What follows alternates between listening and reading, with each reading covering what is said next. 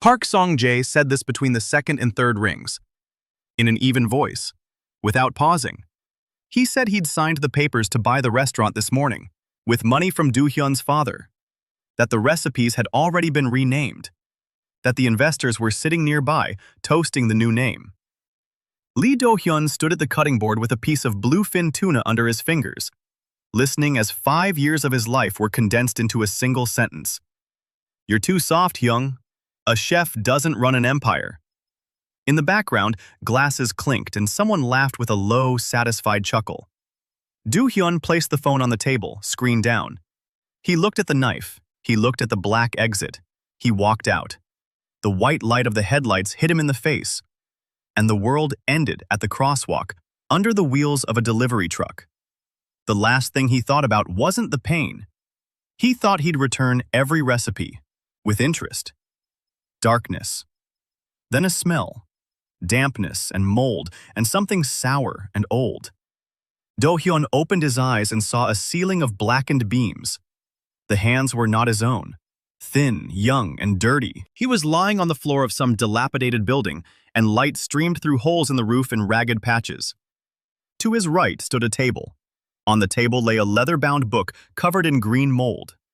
In the left corner sat a dead man, a gaunt old man with sunken cheeks and wide-open eyes. A note was clenched in his gnarled fingers. Do-hyun stood up. His legs wouldn't obey him. His knees were shaking. He walked over to the corpse and pulled the paper from its cold fingers. "He who feeds his enemies at the same table will inherit the world." Do-hyun read it twice. He looked at the dead man. He looked at the book. He looked at his hands. Something was faintly glimmering on his left collarbone. He pulled back the collar of his shirt and saw the mark.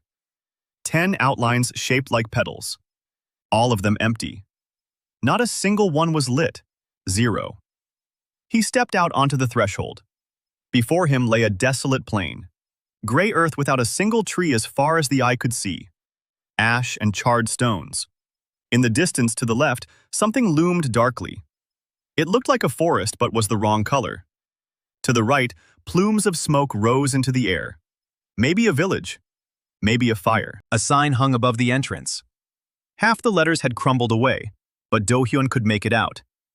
The Moon Carp. It was a tavern, or rather, what was left of it.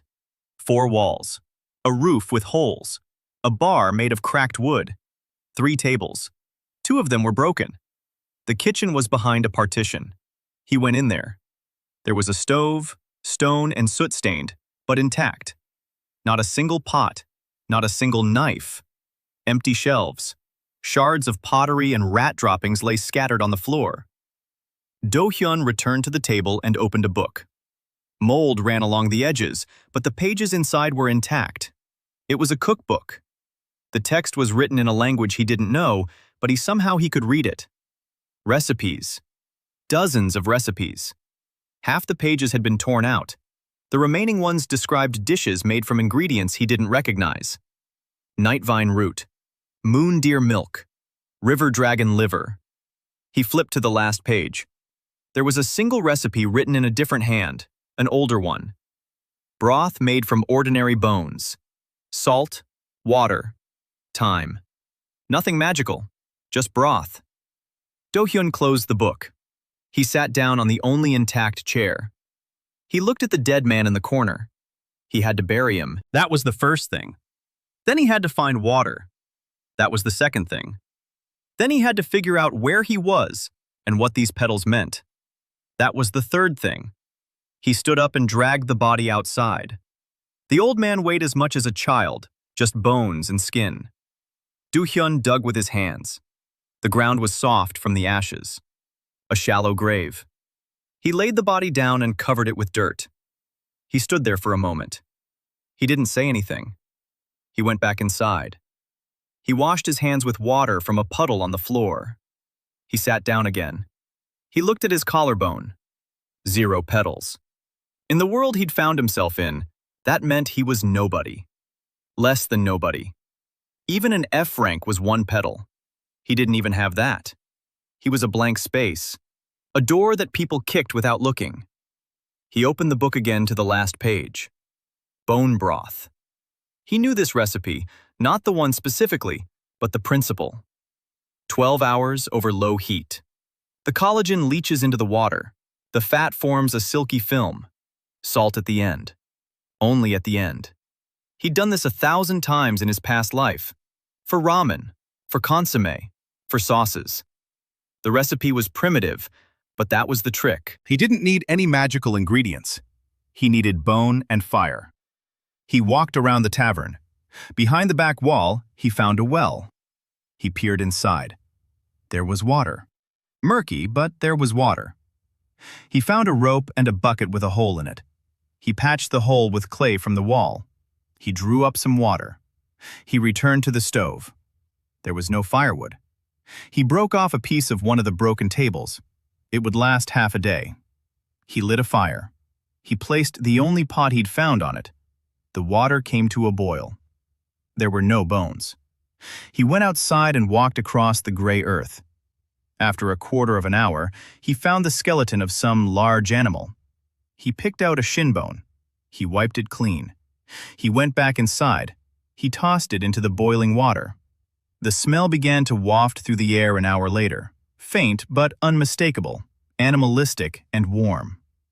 Dohyun sat by the stove, stirring the pot. He skimmed off the foam with a splinter. He added salt from a small pouch he'd found in the dead man's pocket. Night fell like a knife. No twilight.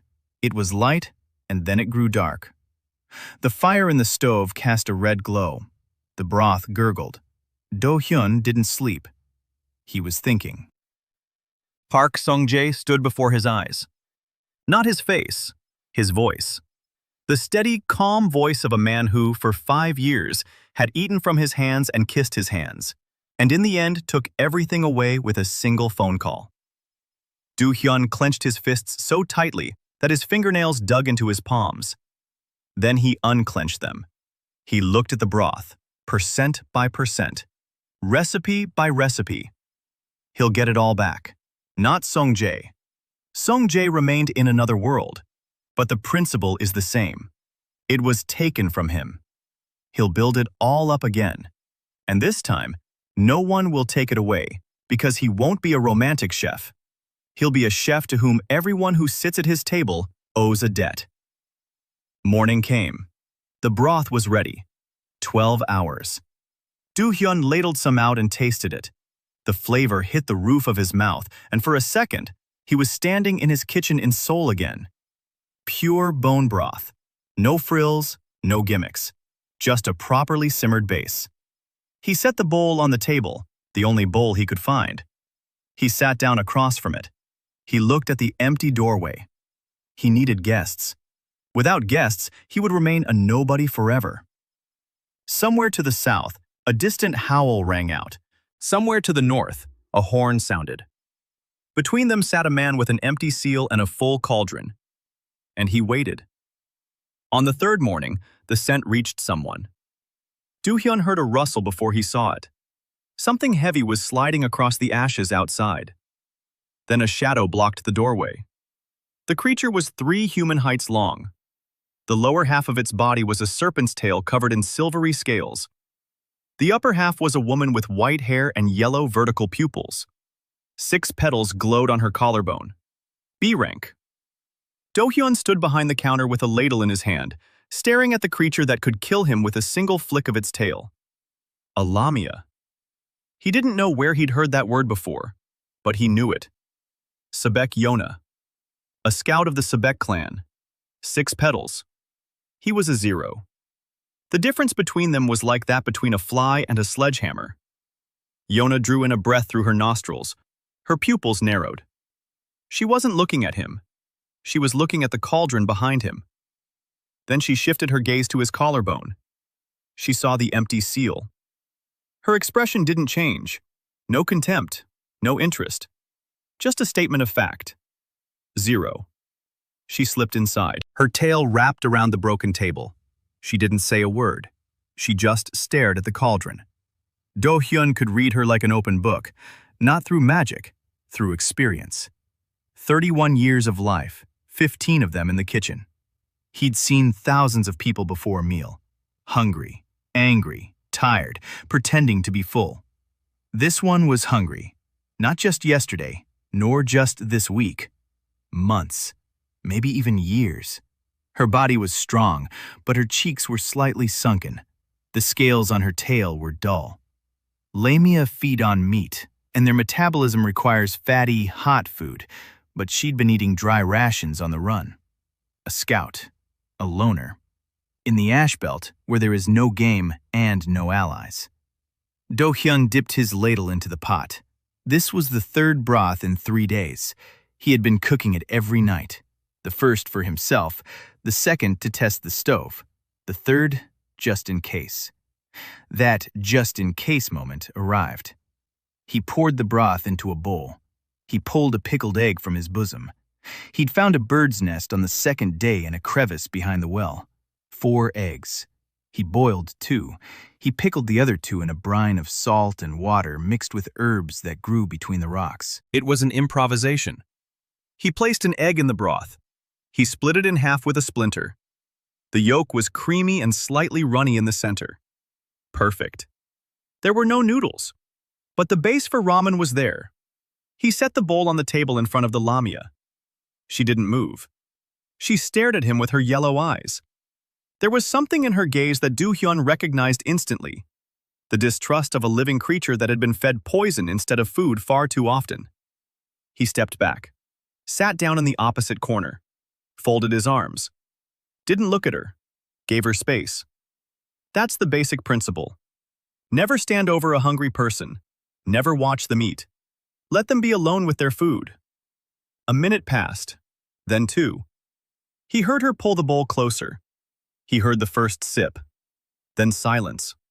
A long silence. Then a sound he hadn't expected. A sob. Dohyun didn't turn around. Lamia was, quietly, almost silently. She was drinking the broth and tears were dripping into the bowl, and she couldn't stop either one. He knew why. Not magic, not the seal, not witchcraft, just hot broth. The first hot broth cooked for her in 200 years of life. Not poisoned, not thrown at her like dog food. Placed before her in a clean bowl by a man who sat off to the side and looked away. 200 years. He tried to imagine 200 years without a single warm bowl served with respect. He couldn't. Something flared up. Not in the room, inside him, on his collarbone. Dohyun lowered his eyes. 1 petal was burning, then a second, then a third. 3 petals. From 0 to 3 in a single meal. Full F rank. 12 hearth points from a single B rank guest.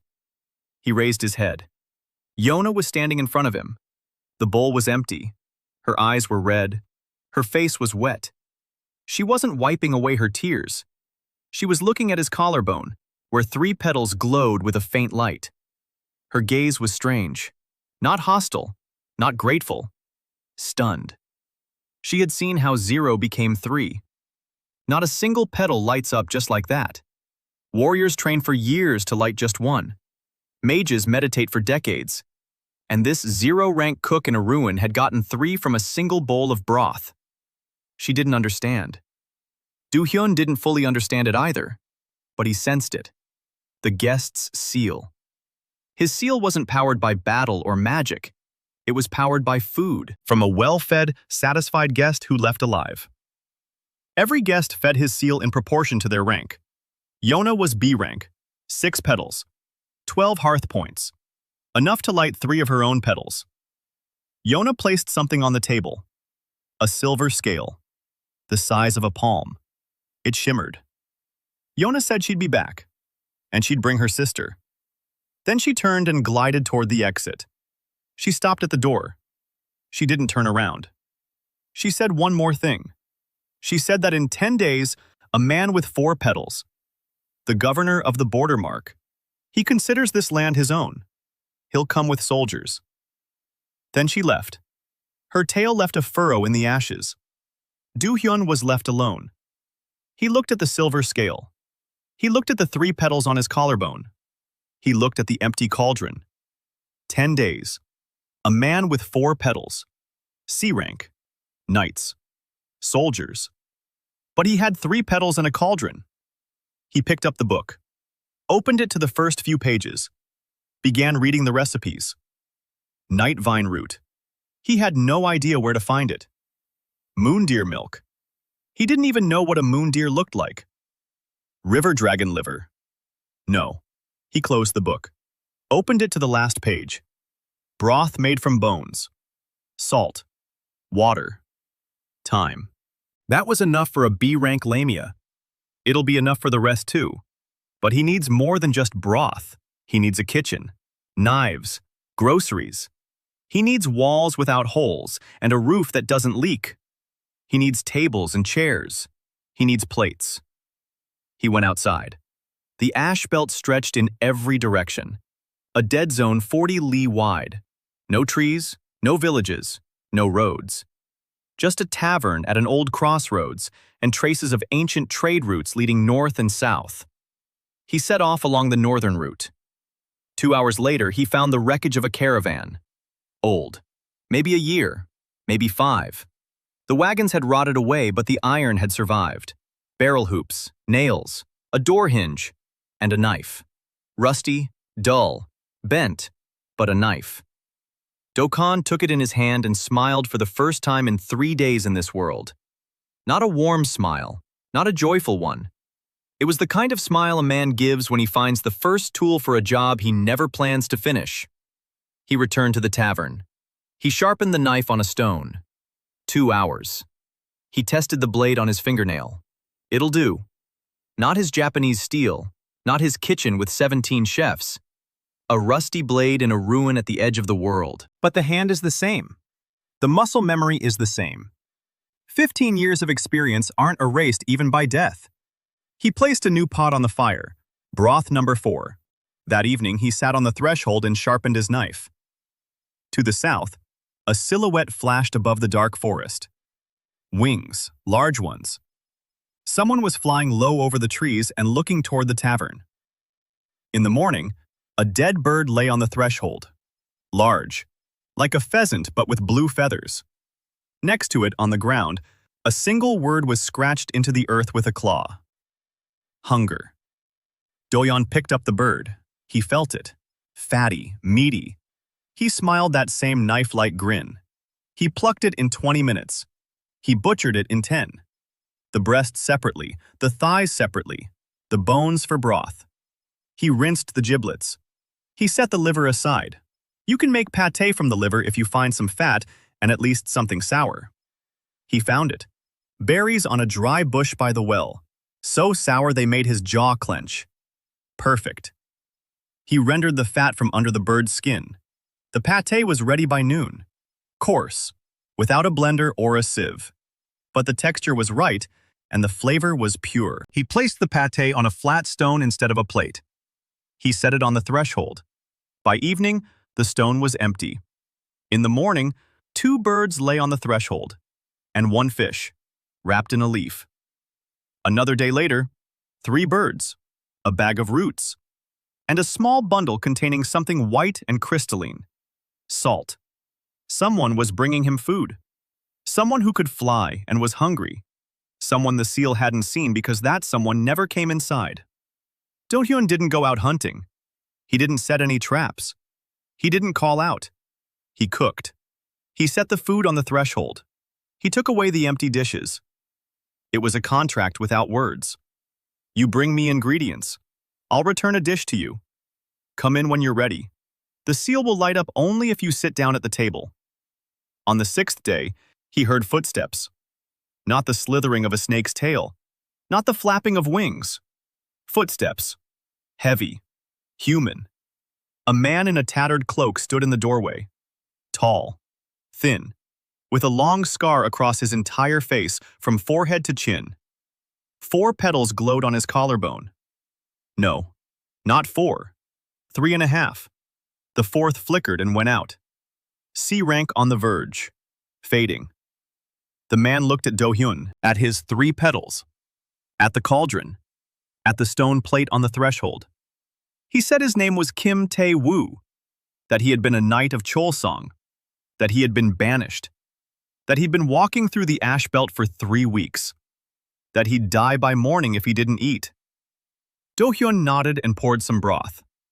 Kim Tae-woo ate in silence, without a sound, with no expression on his face. The way people eat who've forgotten how to taste because they've been chewing bark and ashy grass for too long. Dohyun didn't interfere. He stood behind the counter and watched. 3 weeks in the ash belt without food or shelter. The fourth petal on Tae-woo's collarbone was flickering ever fainter. If his rank drops below C, it's nearly impossible to climb back up. The body remembers the fall. So does the mark. The broth was thick and hot, meaty, with floating droplets of fat and the liver of a bluebird, which Dohyun had sliced thinly and dropped into the bowl a second before serving. The liver had cooked through in the heat of the broth, tender, slightly bitter, a contrast to the oily broth. Tae-woo finished his meal. He raised his head. His eyes were wet, but his face didn't flinch. He said he'd been expelled for refusing to execute children, half-breeds, human mothers and monster fathers, or vice versa. The Order of the White Ash had ordered a purge of the village on the border. Tae-woo refused. They stripped him of his coat of arms and broke his sword in front of the ranks. The fourth petal began to fade that very day. The seal responds to one's will. When a knight loses his banner, his seal loses its anchor. Dohyun listened. He memorized every word. He didn't interrupt. When Tae fell silent, Dohyun asked one question. He asked if Tae knew the laws of the Margraviate, commercial, judicial, and land laws. Tae looked at him strangely. Then he nodded. He was the youngest son of a minor noble. He had studied law before taking up the sword. Dohyun poured him a second bowl. He said he needed someone who understood the laws of the people, that the tavern was operating without a license and without protection, that in 4 days the governor would arrive with soldiers, that he needed a legal basis for the moon carp's existence on this land. Tae was silent for a long time. He finished his broth. He set down the bowl. His fourth petal burned steadily. It didn't flicker. Food and purpose. The seal requires both. Two said there was a law, an ancient one, concerning the right of the hearth. If there is a structure on the land where, over the past 30 days, representatives of at least 2 warring factions have been fed, that structure receives the status of a neutral trading post. It cannot be demolished without a ruling from the royal court. Not the governors, not the barons, the royal court in the capital. Dohyun smiled. 2 sides. Yona was a lamia. 2 was human. 2 warring races. 1 table. Dohyun already held the right to the hearth and didn't even know it. He needed to document this before the baron arrived. Tae-woo said they needed a witness's seal, at least one witness who was neither human nor a lamia. A third party. Dohyun looked toward the doorway, at the empty stone where a plate of pâté had lain that morning. Someone flying. Someone who brings him food but doesn't come inside. He needs to come in. He stood up and went to the kitchen. Tae-woo watched him go. Dohyun had been working all night. He had a bird. 3 pieces. Fish, roots, salt, berries, fat, and hands with 15 years of experience. He prepared 3 dishes. The first, broth. Its base, its foundation, thick and golden with a surface like silk. The second, poultry. He gutted it and stuffed the cavity with a mixture of roots and berries mixed with salt.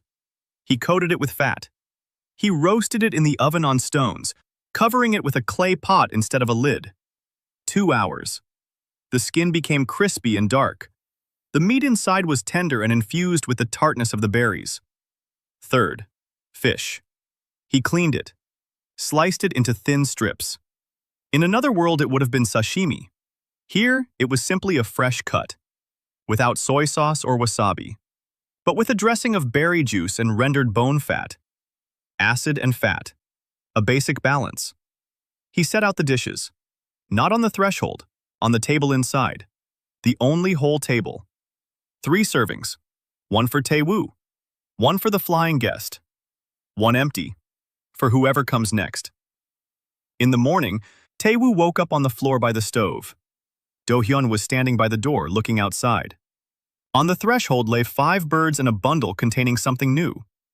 White stalks resembling lemongrass but thicker and with a bluish tint. Dohyun sniffed. Citrus notes. Fresh. With a slight peppery bitterness.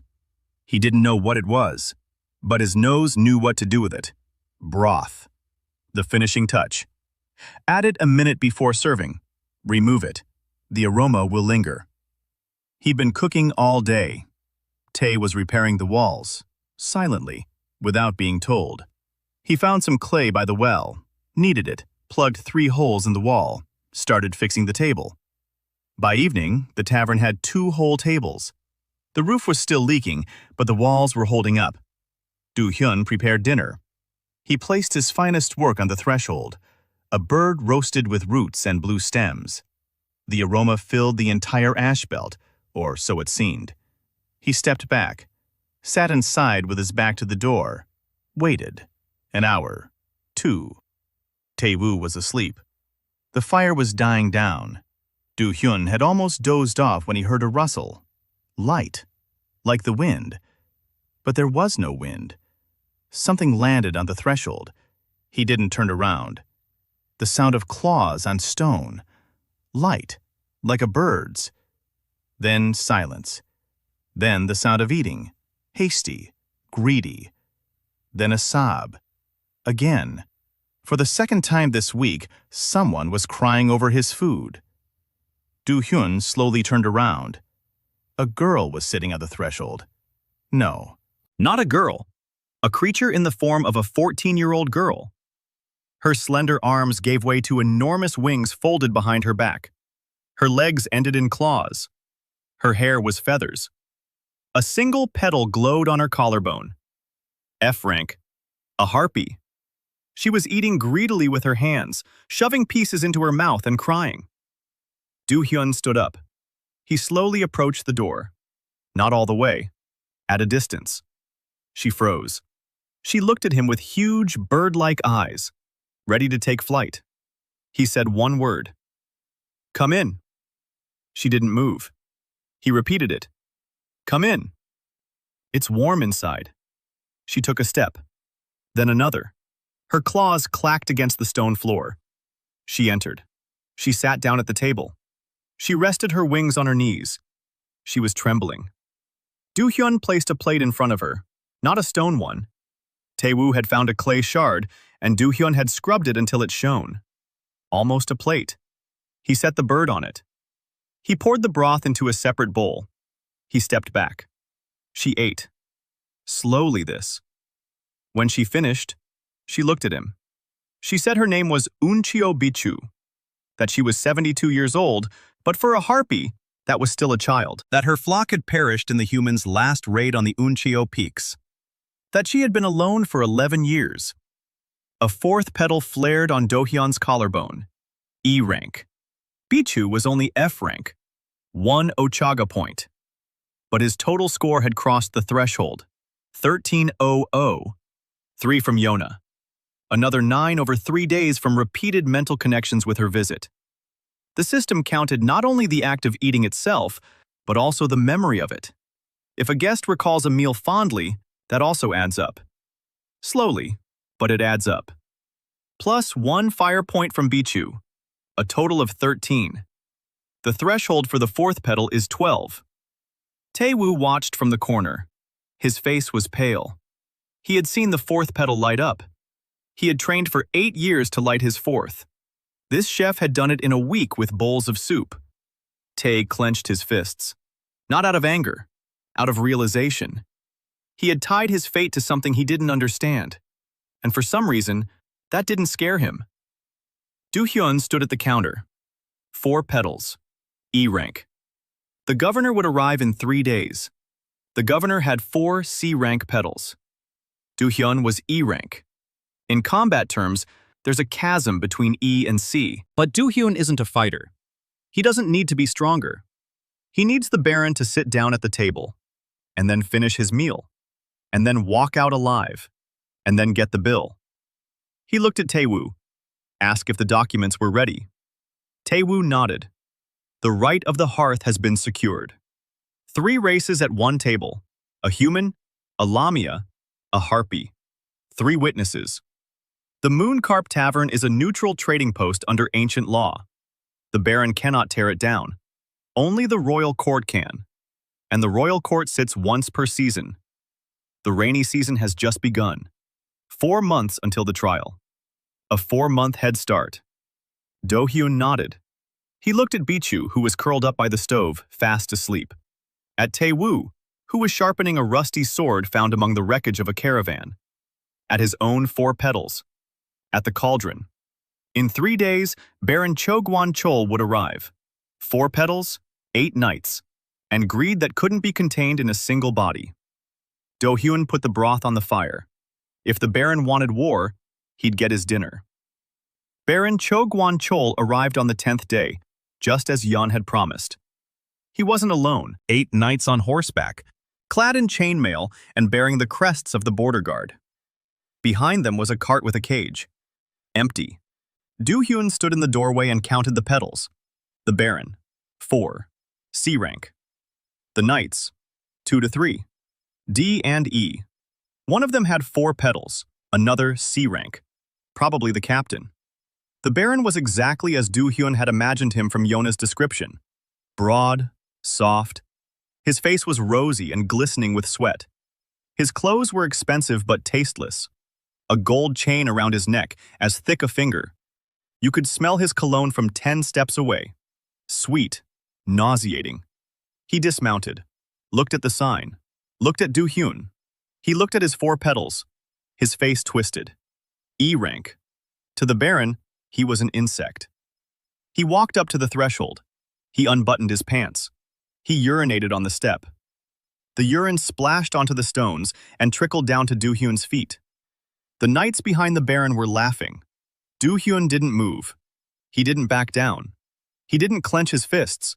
He looked at the Baron with a steady gaze and counted. He counted the seconds. He counted the drops. He calculated the cost of this humiliation as a percentage he would add to the bill. Bichu was inside. Tae-woo stood at the bar. Yun had come in the night and was sitting in the shadows by the far wall. 3 pairs of eyes watched the Baron through the doorway. The Baron buttoned his pants. He went inside. His knights followed. The first crossed the threshold. The second. Something happened to the third. The knight reached for his sword out of habit, and his hand froze. Not out of fear. It froze physically. He couldn't touch the hilt. His fingers stopped a centimeter from the pommel, as if there were a glass wall between them. The knight turned pale. The second one tried. The same thing happened. The Baron turned around. His eyes narrowed. He looked at Dohyun. Dohyun was standing behind the counter. In front of him on the table stood a bowl of broth, golden, steaming. The aroma filled the entire room. The Baron asked what was going on. Dohyun replied calmly. He said that this was a tavern, that the law of the hearth applied here, that as long as the host is feeding his guests, no guest may raise a weapon against another. The law is inscribed in the very earth, older than any baron, older than the kingdom itself. The Baron flushed red. He wasn't used to an E rank speaking to him without bowing. He stepped toward Dohyun. His 4 petals flared brighter. The pressure of rank. A C rank overwhelms an E rank with his mere presence. Dohyun felt it. A heaviness in his shoulders. A ringing in his ears. His knees wavered. But he did not bow. He clenched his jaw and stood his ground. Not because he was strong, but because he remembered.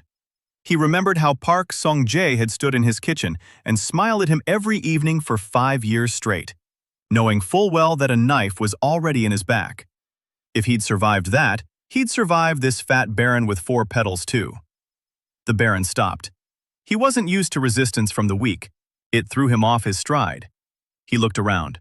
He saw Yona in the shadows. 6 petals, B rank, a lamia, in a human tavern. His face turned white, then red, then white again. He turned to Dohyun and demanded an explanation. Dohyun explained calmly. This was a neutral trading post under the authority of Ochaga. 3 races sitting at the same table. The paperwork was in order. There were witnesses. The Baron couldn't demolish the building without a ruling from the royal court. The trial was in 4 months. In the meantime, wouldn't the Baron care to sit down and have something to eat? It was an insult wrapped in politeness. The Baron understood that. His knights understood it. Yona smiled from the shadows, just the corners of her lips. The Baron could have left.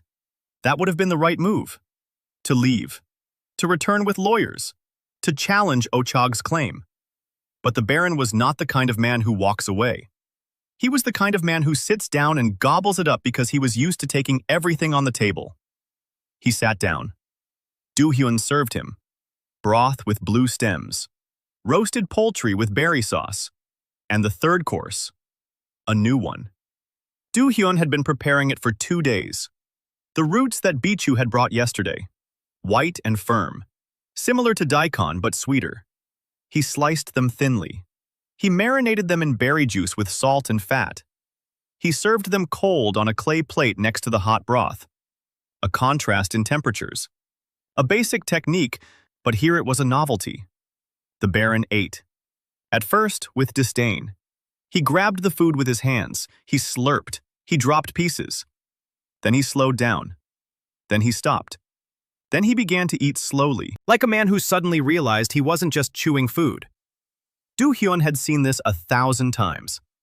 The moment when food pierces through the armor. When the tongue remembers something the brain has forgotten.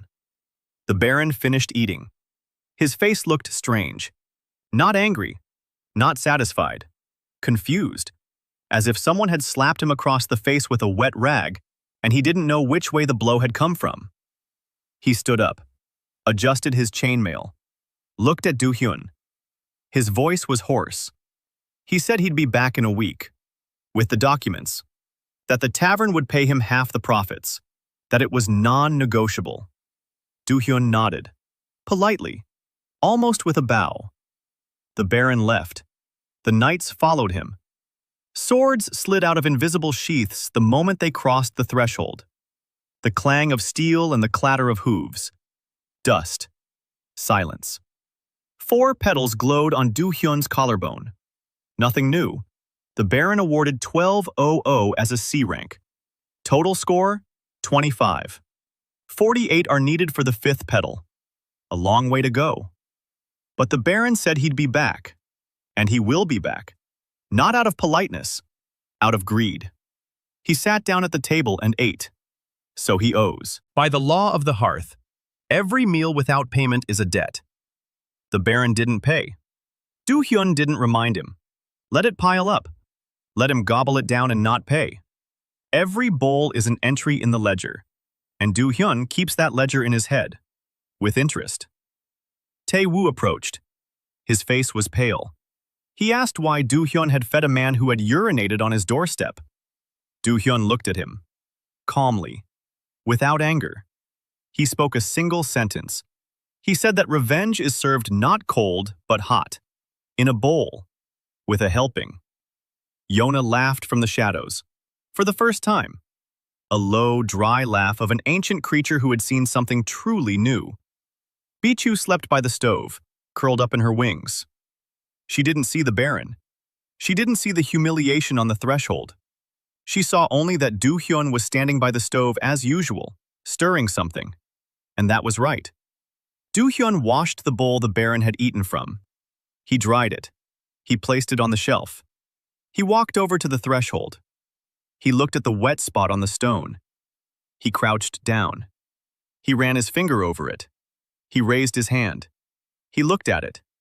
He stood up. He went inside. He opened a book. He found a blank page. He wrote, Chue Guan Chol. First visit. Broth. Poultry. Roots. Total, 3 dishes. Payment, 0. Debt, 3 silver coins at the trading post's rates. Interest per the mark's law, 1/10 per week. He closed the book. He placed it on the shelf, next to the bowl the Baron had eaten from. 10 days had passed. 10 days ago he was a nobody. Now he's E rank with 25 hearth points and 1 debtor. Not much, but enough to get started. He returned to the stove, set the pot on the stove, filled it with water. He rolled the dice. He'd lost track of which broth this was. Maybe the 20th, maybe the 25th. It didn't matter. The next one. Always the next one. The Baron returned a week later, just as he'd promised. This time without his knights, with just one man. Short, quiet, with shifty eyes and the scent of wormwood on his clothes. 2 petals on his collarbone. E rank. Dohyun looked at him and saw. Not through the seal, through the eyes of a cook. His hands. Long, nimble fingers. His nails were trimmed short, but there was a dark streak beneath them. Not dirt, something else. An herbal extract, ingrained in his skin from long hours of work. A poisoner. The Baron had brought the poisoner. The Baron sat down at the table. He demanded food. His companion sat down beside him, silently. Dohyun went into the kitchen. Taewoo stood against the wall, never taking his eyes off the guest. His hand rested on the hilt of his sword, but here inside the tavern, he couldn't draw it. The right of the hearth applied to everyone. Dohyun was cooking. He knew what would happen. The poisoner would slip something into the food or the water. If anyone died under the roof of the moon carp, the entire seal would be reset to 0. 0 petals. The end. The Baron couldn't raise a weapon inside the tavern. But poison isn't a weapon. Poison is an ingredient. And ingredients are everywhere in a tavern.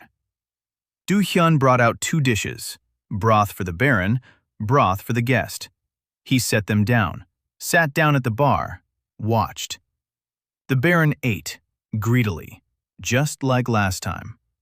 His companion picked up the bowl, sniffed it, took a sip, set it down. His face twitched slightly. Surprise. He hadn't expected it to be tasty. Poisoners know food. They know the taste because they need to know how to mask the poison. This man recognized the quality of the broth from the very first sip. The Baron finished eating. He leaned back. He belched. He demanded more. Dohyun nodded and went into the kitchen. He knew the poisoner was at work right now. 1 minute. Maybe 2. Enough time to drop a pinch into the communal pot or someone's bowl. Dohyun returned a minute later, with a new serving for the Baron. He set it down. He looked at the poisoner. He was sitting upright, hands on the table. Nothing had changed. But something had changed. Dohyun saw it. Bichu's bowl, which had been sitting on the far table. The harpy had gone out into the courtyard to stretch her wings and left her half-eaten broth behind. The surface of the broth looked different. The film of fat was torn at the edge. Someone had touched the bowl. Dohyun walked over. He picked up the bowl. He sniffed it. Nothing. The usual smell. But Dohyun wasn't an ordinary cook. He sensed the broth the way a musician senses a false note. Something was off. The top note had shifted, barely noticeable. Bitterness. Not berry-like. Something else. Mineral-like. He set the bowl down on the counter. He looked at the poisoner. The man didn't look away. A professional. Dohyun nodded to Taewoo. Taewoo approached the poisoner and stood beside him, not threateningly, just standing there. 4 petals above 2. Dohyun took Bikhu's bowl, placed it in front of the poisoner, said one phrase. Finish it. Silence. The Baron stopped breathing. The poisoner didn't move. His eyes darted to the Baron, to the door, to Taewoo, back to Dohyun. Dohyun repeated, finish it, in an even voice. No threat. Like a chef telling a customer that the soup is getting cold. The poisoner broke down quickly. He didn't drink it. He jumped up and rushed toward the door. Taewoo didn't intercept him. He wasn't standing there to intercept him. He was standing there to show that an interception was possible. The poisoner ran out the door and stopped. Yona was standing on the threshold. 6 petals. B rank. 3 meters of silver serpent's tail and yellow eyes at the level of his face. The poisoner backed away. Back into the tavern. Toward Taewoo. 4 petals. Forward toward the Lamia. 6 petals. He sat down on the floor. He covered his face with his hands. The Baron jumped to his feet. His face was crimson. He shouted that he knew nothing, that this man was merely his servant, that he had no idea about poison. Dohyun wasn't looking at the Baron. He was looking at the poisoner. He could see his taste profile. Not through magic. The guest's seal allowed him to read the taste history of any creature, what it had eaten as a child, what it feared, what it longed for. This man, Jong Hak-ju, had eaten rice porridge with honey prepared by his mother as a child. His mother died when he was 9. After that, he hadn't eaten anything sweet for 20 years. Fear. He was afraid of sweets because they reminded him of his loss. He became a poisoner because the only way to control food is to know how it kills. Dohyun went into the kitchen. He returned 10 minutes later. He placed a small bowl in front of Hak-ju. White porridge made from ground roots. Slightly sweet, with a drop of fat on top. Similar to rice porridge. Not an exact copy. Better, because Dohyun wasn't copying a memory. He was responding to it. Hak-ju stared at the bowl. His hands were shaking. He took the bowl with both hands. He brought it to his lips. He took a sip. His face fell apart. He didn't cry. He didn't sob. His face simply became that of a 9-year-old boy who had just found his mother. For a single second, for a single sip, Baron watched this and didn't understand what was happening. Yan watched from the doorway and understood everything. Tae-woo turned away toward the wall. Bitch-hoo returned, sat down next to Hak-ju, and placed her wing on his shoulder. She didn't know that he had come to kill her. She had just seen a grown man crying over his her. Dohyun stood behind the counter and wrote in the ledger. Choi Gwan Chol. Second visit. Broth twice. Bird with roots. Total, 5 dishes. Payment, 0. Accrued debt, 8 silver coins. Interest rate unchanged. Then he wrote on a new line. Jeon Hak-ju. First visit. Broth. Root porridge. Payment, 0. Note. Hired by Baron Che to poison a guest. Attempt failed. Status. Open to negotiation. The Baron left alone, without the poisoner. Hak-ju remained seated at the table. He didn't move for 2 hours. Then he raised his head and looked at Dohyun. He said he knew all the poisons of the border region, all formulations, all symptoms, all antidotes. He said he knew the weaknesses of every nobleman he had poisoned or attempted to poison during his 10 years of service. That he knew who ate what and who feared what. Dohyun nodded. He poured him some more porridge. Hak-ju drank it. He looked at Dohyun's collarbone. 4 petals. Then he looked at his own too. He said that if Dohyun let him stay, he would inspect every dish before it was served. No creature would poison this kitchen as long as he lived. Dohyun nodded. He placed a clean bowl in front of him. Welcome to the moon carp. That night, Dohyun sat on the threshold. 4 petals. 37 hearth points. 11 HP to go until the 5th petal. The Baron comes by twice a week. Yona brings in Lamia merchants passing through the ash belt. Bichu lures other fugitive harpies with the scent of food wafting through the air. Hwando Sol. He'd heard that name today from Yona, a wolf hunter from the Hwando clan. D rank, 3 petals. She roams further south, alone, hungry. Yona said Sol would come on her own. Dohyun nodded. He waited. He counted. He planned. There were already 12 names in the book, 12 guests in 2 weeks.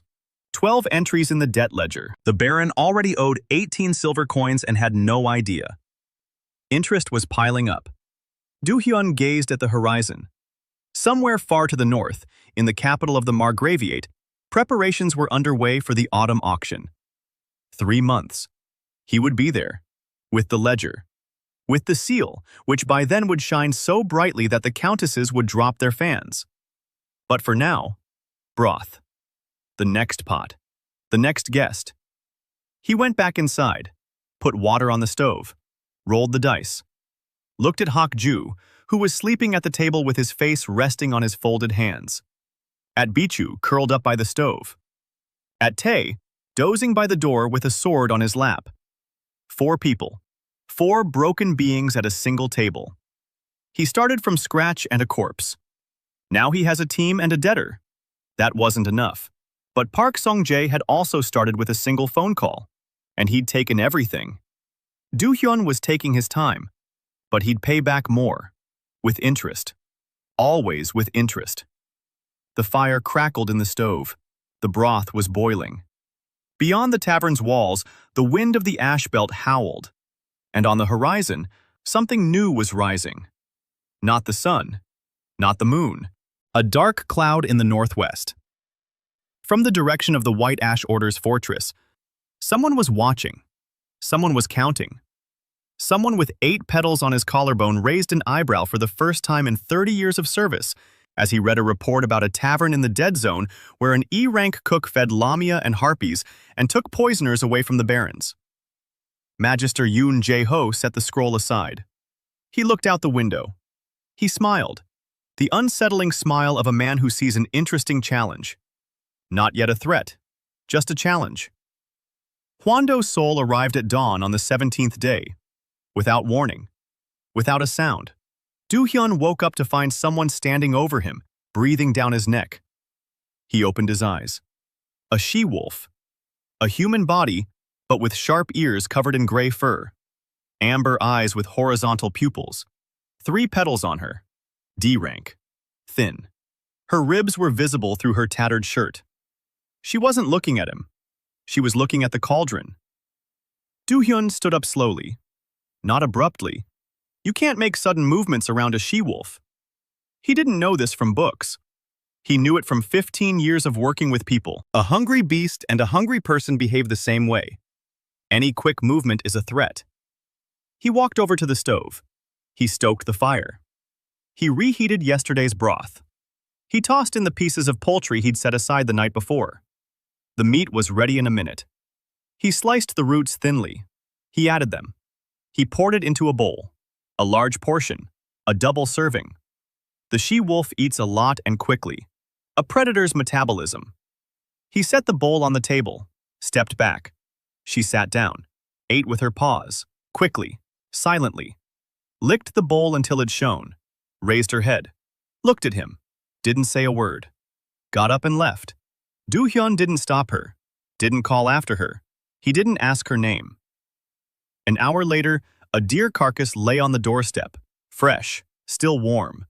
Its throat severed in a single stroke. Dohyun dragged the carcass out to the backyard. He examined it. A large male. 70 kilograms of lean meat, thick hide, thick bones. Not much fat, but the meat was dark and firm. Game. Perfect. He butchered the deer in 40 minutes with a rusty knife that he sharpened every morning. Brisket, shoulder, ham, ribs, tenderloin, neck. Bones set aside. The offal was set aside. He stretched the hide on the wall to dry.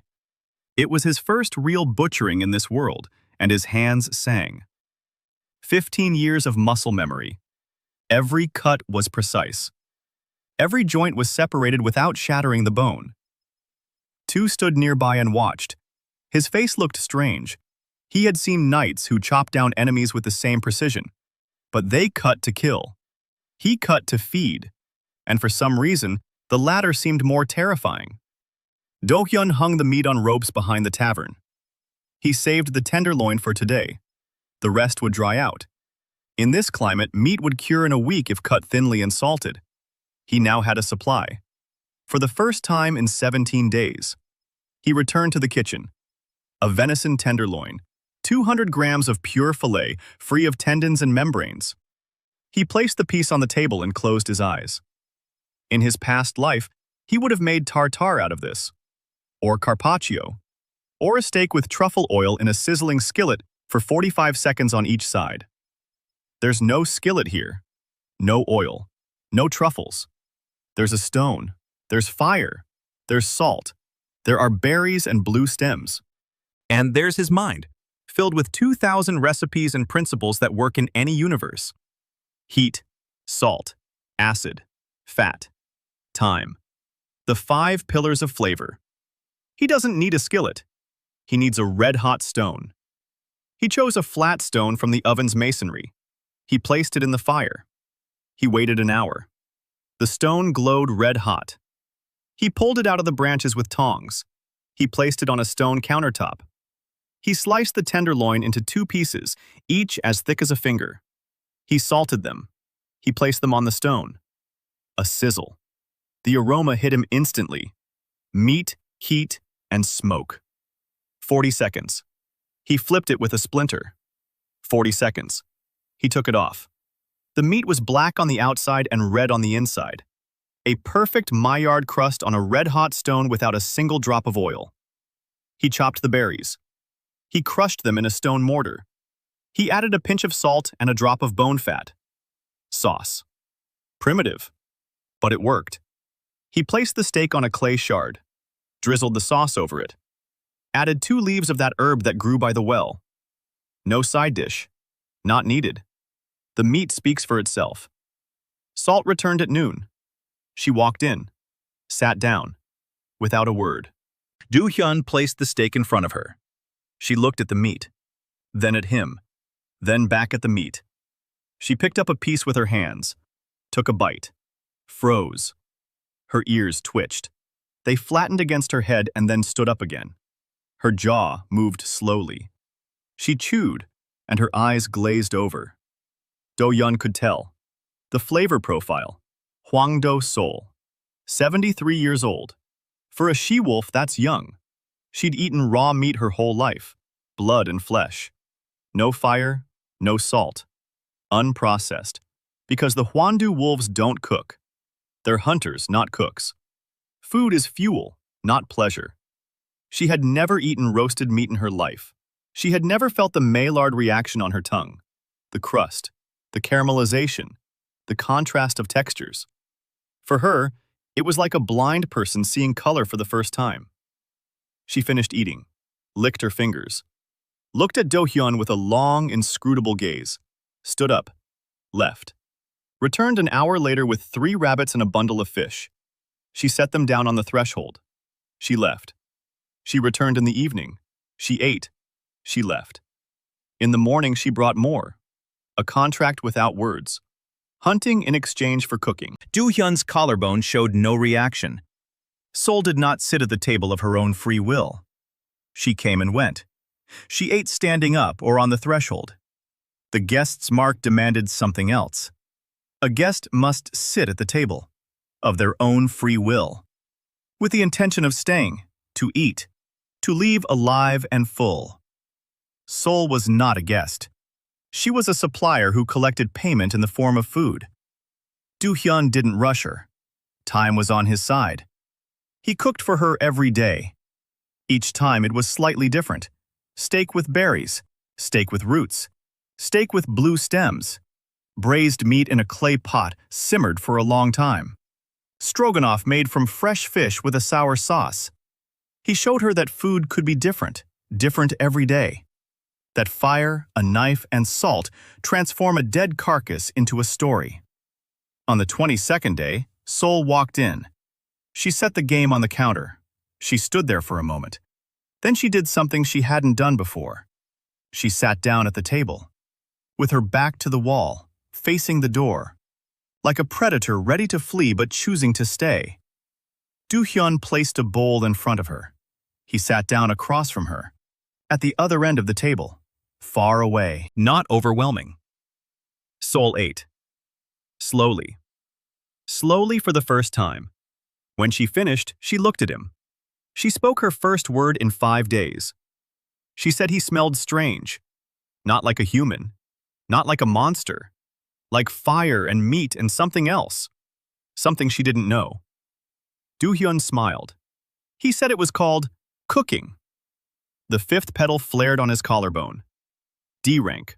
48 hearth points. The threshold had been crossed. Seoul saw it. Her eyes widened. 3 petals in a single meal for a lamia. 1 petal in 3 weeks for a she-wolf. What a difference. A guest's rank determines the speed. But Seoul was D rank, and her hearth points had been trickling in for all 3 weeks. Every dinner on the threshold. Every piece of meat eaten within the tavern's radius. The system counted it all. Not just meals eaten while seated. Any food eaten voluntarily within the hearth's zone. Slower than at the table. 10 times slower. But it was accumulating. And finally, Seoul sat down. and the dam burst. 20 days multiplied by a coefficient, plus today's full meal. The result?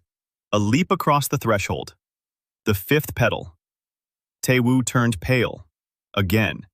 He was getting used to it, yet not quite. Every time the Dohyun seal flared up, Taeo felt the world shift slightly. He'd been training his whole life. This man is making soup. That same evening, Yona arrived. Not alone. 2 Lamia glided in behind her, young ones, 3 petals each, D rank. Merchants from the southern routes. Yona brought them, just as she'd promised. They sat down at the table. Dohyun served them. Broth, steak, stewed roots, and fish in a sour sauce. The Lamia ate and cried. Again. Dohyun was beginning to think this was normal. That in a world where food meant blood, raw meat, and stolen grain, a hot dinner served with respect was a blow to the gut stronger than any laka. 2 Lamia, 3 petals each. 600 for the 2 of them. Total bill, 54. Plus the Baron's repeat visits. Chue had already come 4 times. Every time, he ate enough for 3 people. Every time he left without paying. 1200 per visit. 4 visits, 48. The total OO bill had surpassed 100. The debt was piling up. The 5th petal burned steadily. 200 more to go until the 6th. The Baron's debt in silver was growing. 32 silver coins. Interest according to mark law. Dohyun kept records every evening. The ledger was getting thicker. Hak-ju helped out. The former poisoner turned out to be a brilliant bookkeeper. He knew the rates throughout the mark. He knew who owed whom. He knew the schemes behind bribes and taxes. He would sit at the table in the evenings and dictate the figures to Dohyun, while Dohyun wrote them down in the book. Bah, the Baron owes 32 silver pieces. That's a trifle. But the interest, 1/10 a week. In a month it will be 45. In 2 months, 63. In 3 months, by the autumn auction, 88. 88 silver pieces is the price of a fine house in the Mark's capital. The Baron isn't counting yet. The Baron thinks he's eating for free because he's a Baron and that it's his right. He's mistaken. Every bowl is a line. Every line is a price. Every price is rising. On the 25th day, the Baron sent a messenger. He didn't come himself. The messenger relayed that the Baron demanded that Dohyun appear before him to pay his respects and sign a contract subordinating the tavern to his jurisdiction. Dohyun fed the messenger. He recorded it in the ledger. He sent him back with a reply. The reply was simple. He invited the Baron to dinner. A special menu, free of charge. As always. The Baron arrived the next day, alone, without knights, without a poisoner. He came because he couldn't help but come. He came because every night he dreamed of broth. Dohyun knew. The guest's seal creates a connection. It doesn't control the will. It doesn't force. It simply reminds. Every night, a well-fed guest dreams of the taste of the last dish and wakes up hungry. Not physically, spiritually. The Baron ate. Dohyun served. A new dish. Venison brisket braised for 6 hours in a clay pot with roots, berries, and blue stems. The meat fell apart into fibers just from looking at it. The sauce was thick and dark as fine wine. The aroma filled the entire tavern. The Baron ate with his eyes closed, and his face bore an expression that Dohyun had seen 1,000 times in his past life. Bliss. The pure animal bliss of a man devouring the best meal of his life and knowing it. When the Baron opened his eyes, Dohyun was standing before him with a book, open to his page. The Baron looked at it. He read it. His face slowly changed. 5 visits, 17 dishes. The total, including interest, 39 silver coins. The Baron flushed. Then he turned pale. Then he laughed, a hoarse, barking laugh. He said that Dohyun was joking, that the Baron didn't pay for food, that food was an offering to a suzerain. Dohyun shook his head. He said that the tavern was a neutral trading post, that there were no suzerains in a neutral trading post. There were guests and there were bills. That according to the law of the mark, An unpaid bill at a trading post was collected through the auction house. The Baron stopped laughing. He looked at Tae-woo. Tae-woo nodded. The law was correct in both letter and spirit. The Baron stood up. His 4 petals flared. The pressure of his rank fell upon the tavern like a stone slab. Bichu squeaked and cowered under the table. Sol bared her teeth. Yona was nowhere to be seen. Tae-woo placed his hand on the sword he couldn't draw. Dohyun didn't move. 5 petals against 4. D rank against C rank. The difference still existed, but it was smaller.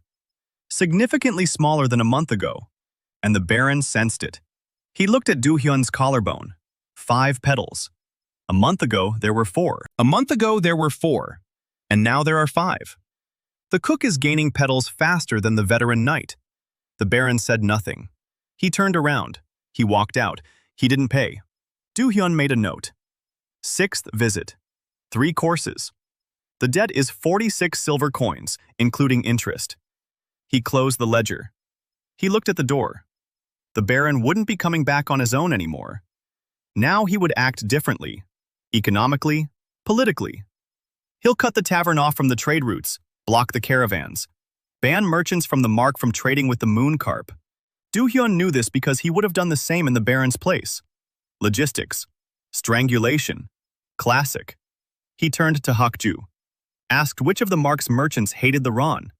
Hakju smiled, the thin, crooked smile of a former poisoner. He said it would be easier to list those who didn't hate it. The list would be shorter. Dohyun nodded. The second phase began. Not the kitchen. Business. The blockade began on the 3rd day after the visit. Caravans traveling through the ash belt along the old trade routes stopped making their way to the mooncarp. Merchants who used to stop for the night for a bowl of hot broth now bypassed the tavern by 3 or so. The Baron had sent messengers to all the trading posts in the Margraviate. Anyone who traded with the mooncarp would lose their license. Anyone who sold him salt, grain, or tools would be fined 3 times the value of the goods. The Baron's seal was on every decree. 4 C-rank petals. For a small merchant, this is a death sentence. No one would risk it. Dohyun stood in the doorway and counted the caravans passing by. 3 in a day. Not a single one stopped. Before, every other one used to stop. Their provisions were running out. The meat from Sol's hunt was enough for the crew, but not for guests. They needed salt in large quantities, and there was only one source. The pouch from the dead man's collarbone had long been empty. The berries were seasonal, and there were few left. The blue stems grew in only one place, behind the well, and he had picked almost all of them. Hakju sat at the table, sketching maps. He knew the mark's trade routes by heart. He knew that the Baron controlled 3 of the 5 routes. The remaining 2 ran through monster territories. The southern route passed through the Lamia's domain. The eastern route ran through the forests of the Huando clan. The Baron had no authority over them. But human merchants would not travel along a route through monster lands. That would be suicide. Dohyun listened. He thought. He didn't need human merchants. He needed goods. And humans weren't the only ones with goods. He called for Yon. The Lamia came at night. She glided out of the shadows and wrapped her tail around the table leg. Dohyun asked directly what the Lamia of the Sebek clan traded among themselves. Yona listed them. Salt from underground lakes, river fish from the wild bend, silk from the cocoons of night spiders, iron from the mines of dark ravine, spices that grow only in the southern swamps, aromatic roots, spicy seeds, fermented paste made from river algae. Dohyun froze at the last item. Fermented paste. He asked her to describe it. Yon described it. Dark, salty, thick, with a pungent smell.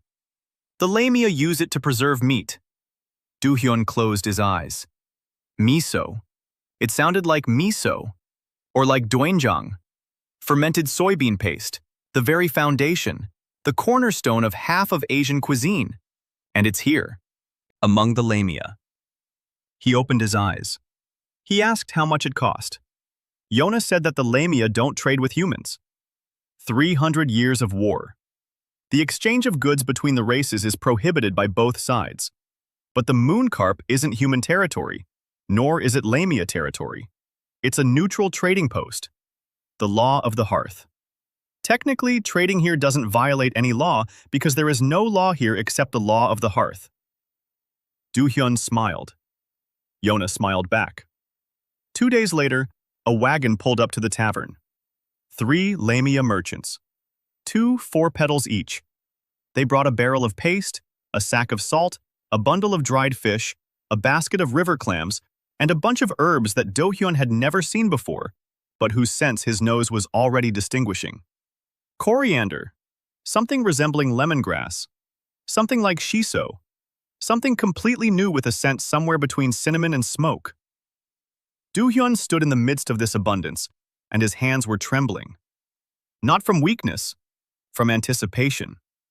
This was his first real purchase of ingredients in this world. The first real food beyond what the forest and hunting provided. He paid. Not with silver. He had no silver. He paid with food. 3 meals for the 3 merchants, steak on a stone, broth with pasta, fish in a sour sauce. The Lamia ate in silence, and one of them wept quietly, her face buried in her bowl. Dohyun had stopped being surprised by the tears.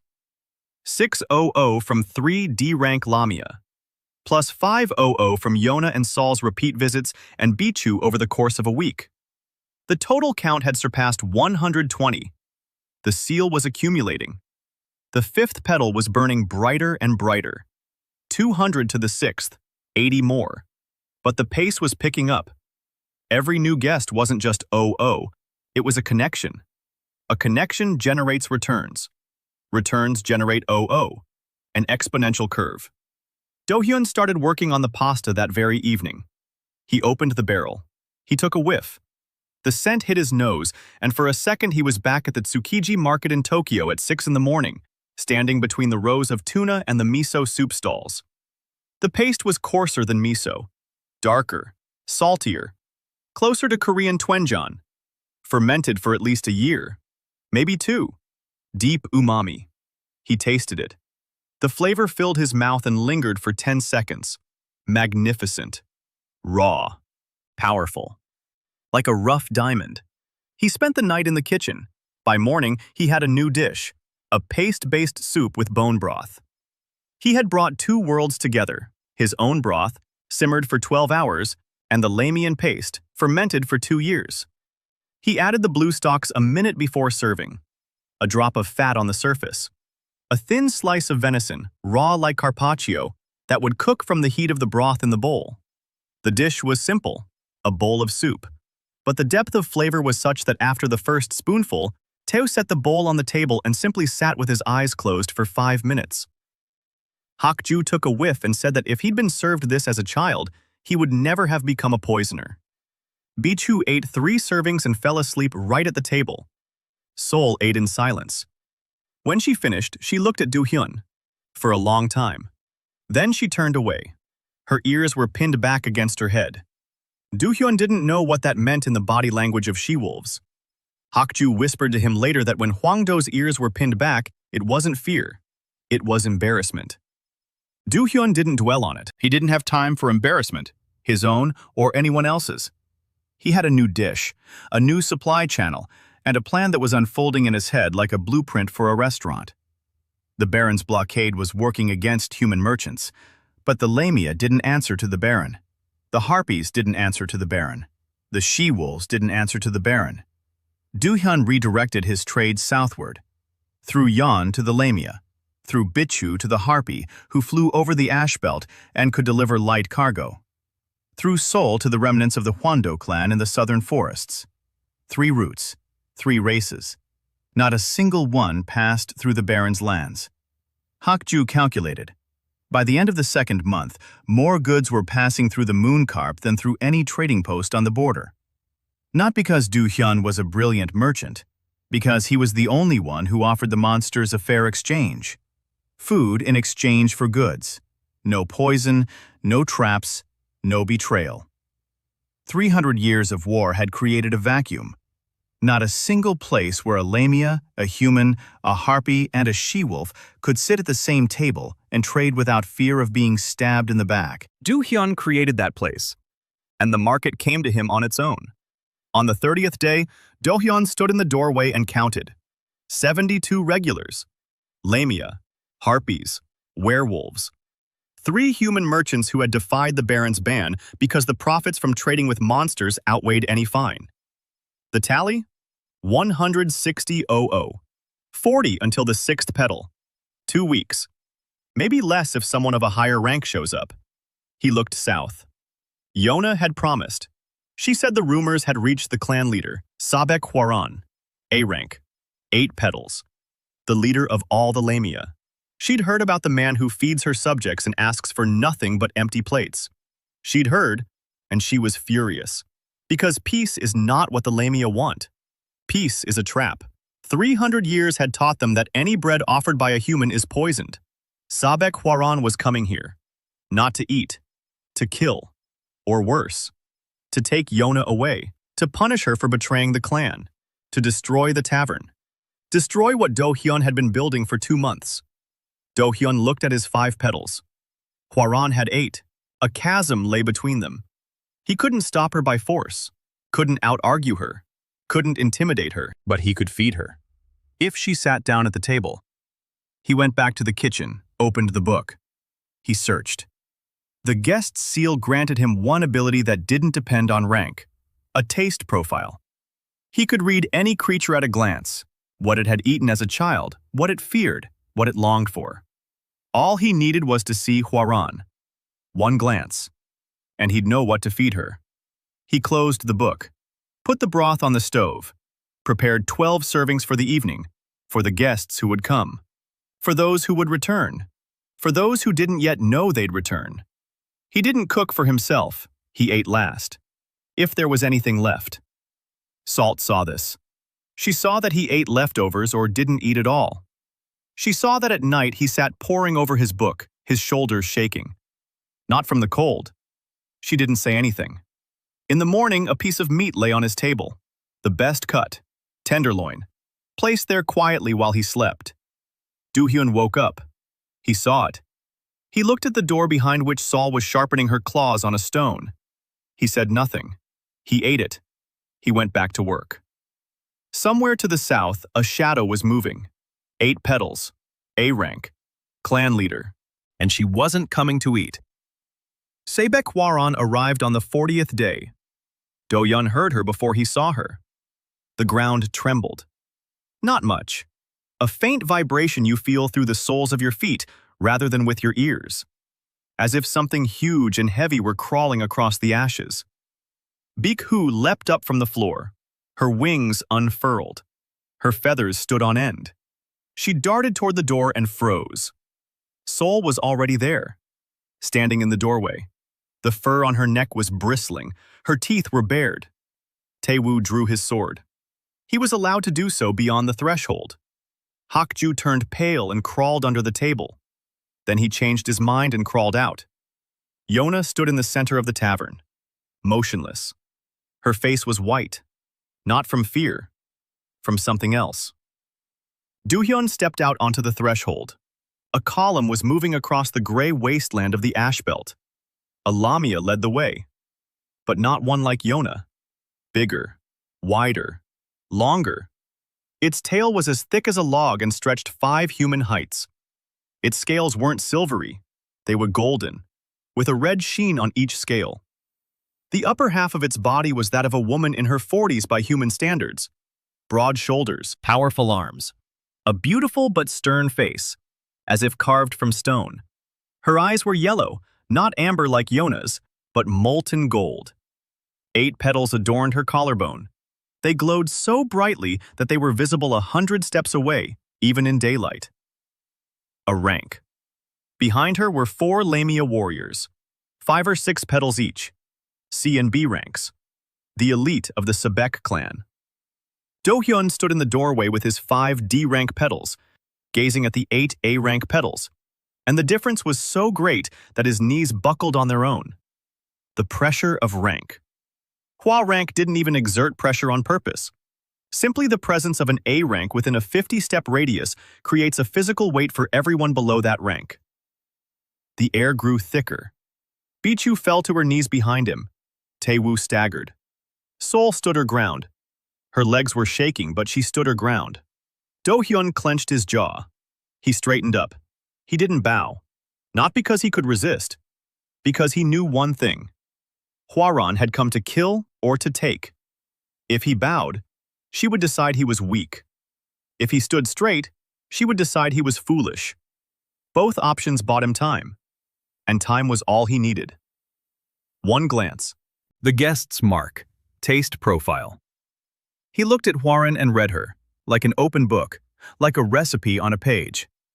Sebek Hwaran, 412 years old, clan leader since the year 291.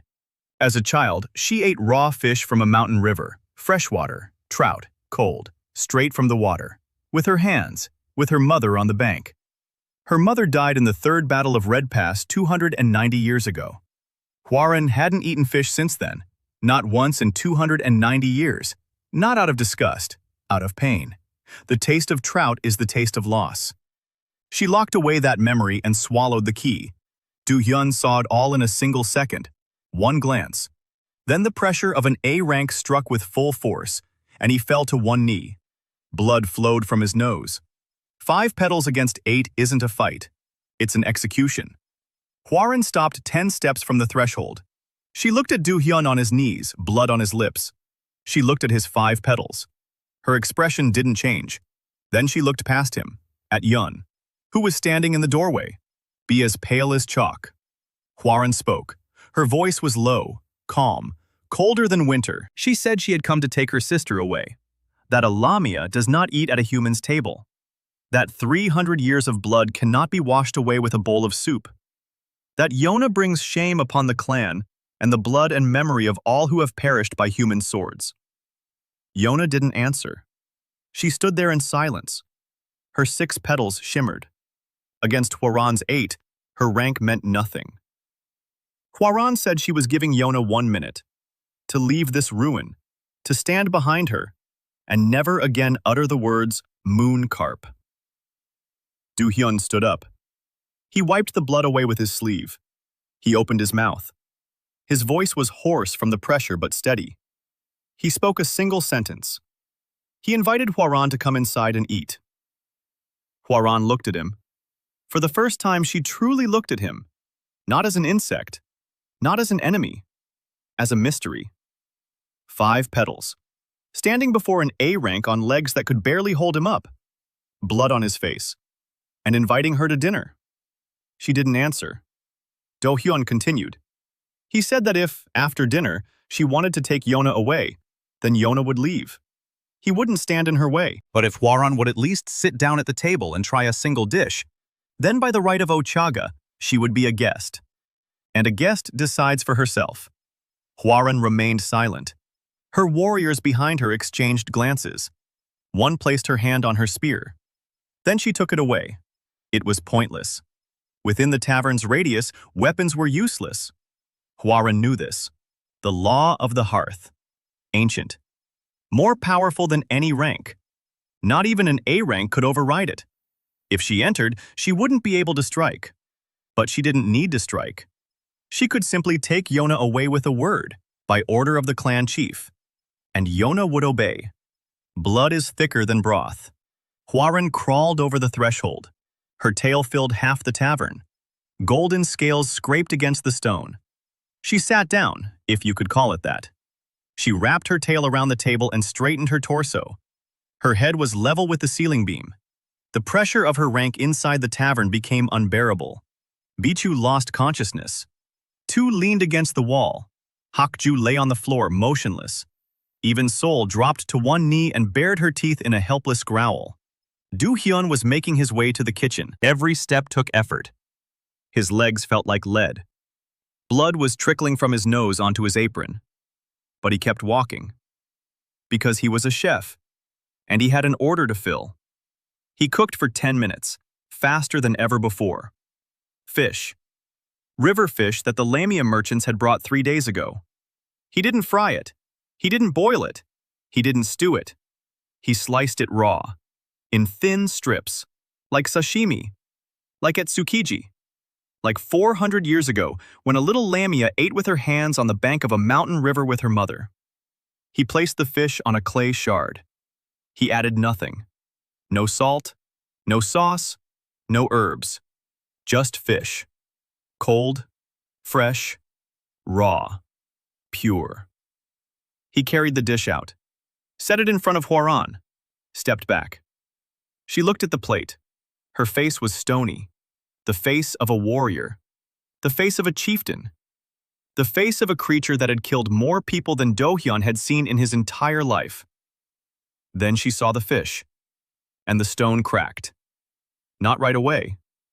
First the corner of her mouth twitched, then her eyelid, then her yellow eyes glistened with something wet. She recognized it. Not the fish, not the way it was cut, not the way it was served. She recognized the intention. Someone knew. Someone knew about the river and the trout and her mother and the riverbank. Someone knew what she hadn't told a single living creature in 400 years. She picked up a piece of fish with her fingers, put it in her mouth, closed her eyes.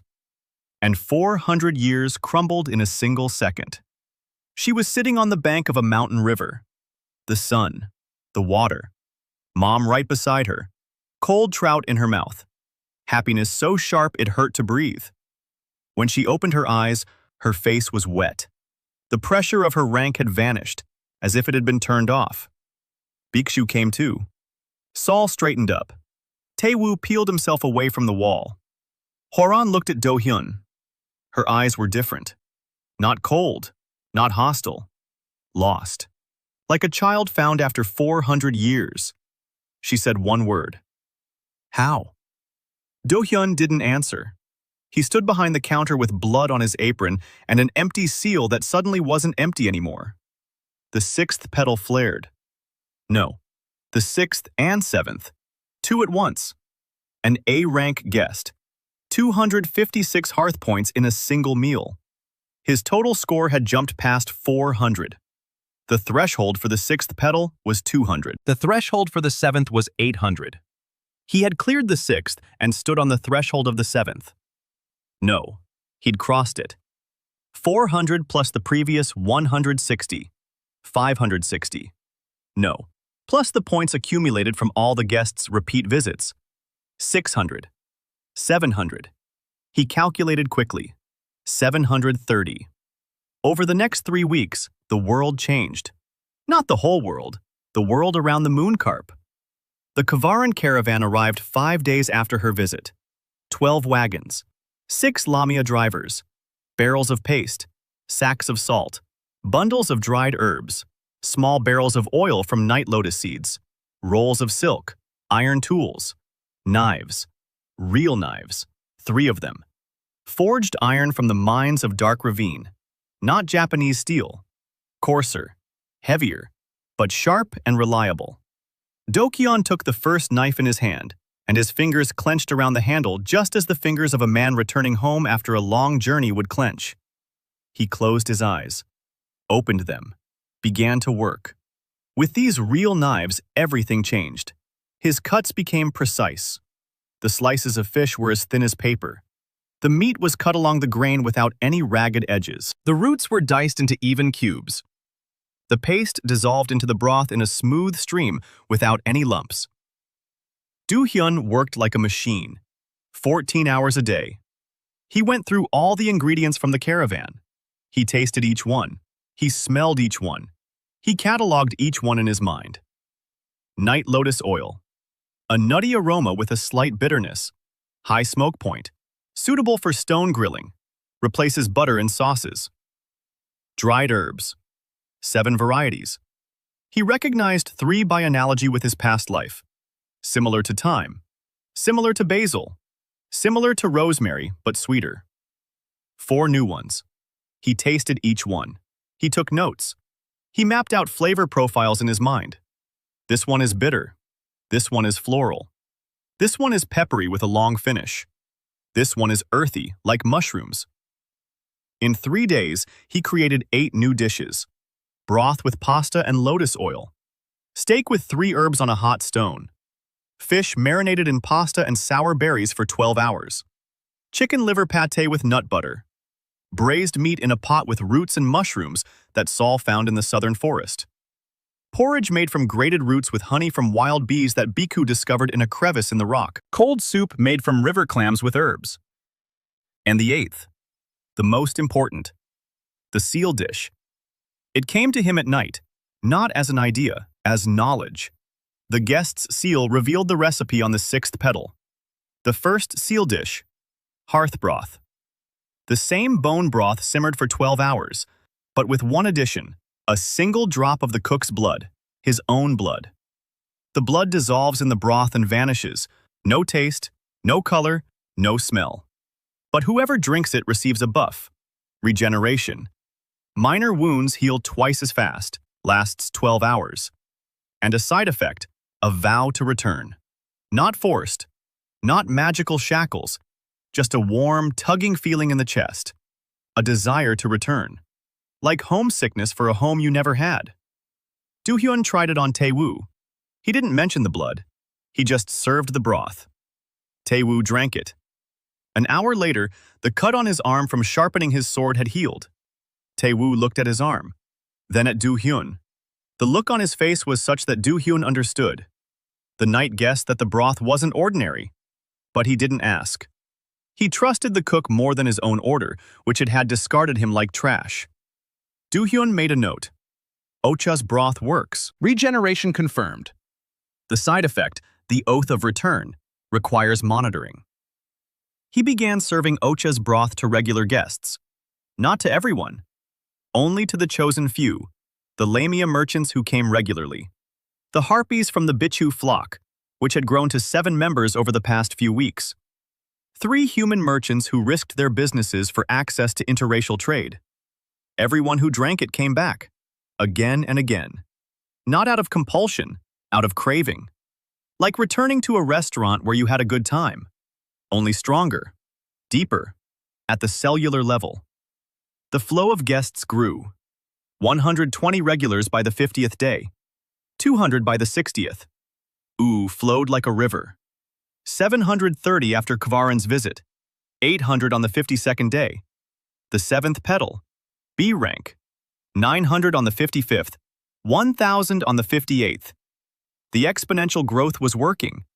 Each guest brought in 2 new ones through word of mouth. Each new guest contributed 00. Each 00 brought the next petal closer. The threshold for the 8th was 3,200. A long way off. But the pace was picking up every day. The moon carp was no longer a ruin. 2 organized the construction. 10 harpies hauled stones from the cliffs. 3 lamia mixed the clay. Sol chopped logs that were floated down the river from the south. By the 60th day, the tavern had a new roof. 4 tables, 6 chairs, a separate kitchen with 2 stoves, a pantry, a cellar for fermentation, a canopy for guests who couldn't fit inside, and a sign, a new one. 2 carved it from a single piece of oak. Moon carp. The letters were even, deep. Hakju coated them with wood resin varnish. The sign gleamed. Dohyun looked at it and thought of another sign. The window. His restaurant in Seoul, which was no longer his, which Park Song-jae had stolen with a single phone call. He clenched his fists. Once clenched, he returned to the kitchen. Percent by percent, recipe by recipe. Meanwhile, the Baron hadn't been sitting idle. The blockade had failed. Dohyun had bypassed it using the monsters. Then the Baron made his next move. He wrote a complaint to the Marquis's office, an official one, with seals. He accused Dohyun of illegal trade with hostile races, of undermining the border margrave's monopoly, of tax evasion, of heresy against the law. The last charge was the most dangerous. Heresy. In Cholseon, that word meant only one thing, the Order of the White Ash, the Inquisition. Haktu brought the news on the 65th day. He still had connections among the Baron's servants. The former poisoner knew how underground information networks operated. He said the complaint had not only been sent to the Chancellery, a copy had been sent to the headquarters of the Order of the White Ash. Personally to the Magister. Yoon Jae-ho. A rank. 8 petals. Inquisitor. A man who officially fights monsters but unofficially targets anyone who violates the order's monopoly on the proper order of the world. Dohyun stood in the doorway and looked toward the northwest. Somewhere out there, in the white stone fortress, a man with 8 petals was reading a report about the tavern in the ash belt, about the cook with 7 petals, about interracial trade, about the seal that grows from food. Dohyun wasn't afraid, not because he was brave, because there was no point in being afraid. Master Yoon would come, sooner or later. It was inevitable. The question was when and with what, and whether, by that time, there would be enough guests at Dohyun's table to make even an A rank think twice before flipping plates. He returned to the kitchen. He opened the book. The Baron's page. Choi Guan-chol. Visits 1 through 10. The Baron came 4 more times after the ledger was shown. He came in secret, at night, alone. He knocked on the back door. He ate in the dark. He left before dawn. He thought Dohyun didn't know. Dohyun knew. Hakju didn't sleep at night. Every secret visit was recorded. Every dish, every percentage. The Baron's total debt on the 65th day, 81 silver, with interest. The Baron earned 120 silver per season from the entire Margraviate. His debt to the Mooncarp amounted to 2/3 of his seasonal income and grew every week. By the time of the autumn auction in 5 weeks, the debt would exceed 100. 100 silver coins is the value of the Baron's estate. Under the Marx law, a trading post's debt is collected through the auction house, publicly, before witnesses, in full view of the nobility. Dohyun closed the book. He looked at his 7 petals. B rank. In 5 weeks, there would be more. How many depended on the flow of guests? He needed to speed things up. He needed an auction. He needed the Marx capital. He needed a hall full of aristocrats. And he needed each of them to sit at his table. He called for Yeon. He called for Tae-woo. He called for Hakju. The 4 of them sat down at the table. Dohyun laid out his plan. The fall auction. 300 nobles in a single hall. He'll walk in, set the table, feed everyone, and present the bill to the Baron in front of witnesses. Tae-woo said it was madness, that they wouldn't let him into the hall without an invitation, that security would throw him out the door, that the Baron was surrounded by allies. Dohyun asked Hakju who was in charge of issuing to the auction. Hakju replied, Countess So Meyer, C rank, court chronicler. She sends out invitations and compiles guest lists. Dohyun asked Yana if the Sabet clan could provide food for a banquet for 300 people. Yana looked at him for a long time. Then she nodded. Hwaran would approve. Dohyun asked Tae-woo how, according to the law, one secure a spot at the auction. Tae-woo thought for a minute. Then he said, according to the law, any registered trading post has the right to put a lot up for auction. The Mooncarp is registered under the authority of Ochaga. Formally, it can submit a lot. And whoever lists a lot gets a seat in the hall. Dohyun nodded. His lot would be a dinner for 300 people, up for auction. The starting price was 1 silver coin. Whoever bid the highest would receive a dinner prepared by the Mooncarp's chef. Tae-woo said that no one would buy a dinner from an anonymous chef. Dohyun smiled. He said that by the time of the auction, he wouldn't be nameless. By the time of the auction, every merchant, every noble, and every spy at the border outpost would know about the Mooncarp. Because in 5 weeks, more goods would pass through his tavern than through all the Baron's trading posts combined. And Countess So, who collects gossip the way others collect coins, wouldn't be able to miss the story of a peasant who feeds snakes and outdoes the Barons. Hakju laughed. Tae-woo shook his head. Yeon-ah smiled. Beech-hoo was sleeping by the stove. Sol stood by the door with her back to them, listening. Her ears were pressed flat against her head. Dohyun returned to the stove. Broth number whatever. It had long since lost its way. The fire hummed. The bones simmered. The smell filled the tavern. Outside the walls, the wind howled. 5 weeks until the autumn auction. 5 weeks until reckoning. Dohyun stirred the broth and counted. Percentages, portions, petals, all in one cauldron. Countess So Meyer arrived on the 70th day. Dohyun had been waiting for her, not because he knew the exact date, because Hakju had predicted it. The Countess collects stories the way a chef collects ingredients. The story about the tavern in the Ash Belt, where monsters and humans eat at the same table, had become the most talked-about gossip in the border region. The Countess couldn't help but come. She arrived in a small carriage with a single coachman. No guards. 4 petals on her collarbone. C rank. A small, thin woman in her 60s with a sharp nose and eyes that darted like a lizard's. She noticed everything. She remembered everything. She stepped out of the carriage. She surveyed the tavern, the new roof, the sign, the awning under which 3 Lamia merchants were drinking broth next to 2 human merchants, a harpy on the roof preening her feathers and glancing down, a she-wolf by the door gnawing on a bone and paying no attention to the carriage. The Countess took out her notebook, a quill. She began writing on the spot. Dohyun came out to meet her. He bowed exactly as much as etiquette required, no more. The 7 petals bow to the 4 formally, not obsequiously. The Countess noticed this. Her quill froze. She looked at his collarbone. The 7 petals. B rank. She blinked. Then she jotted something down in quick, small handwriting.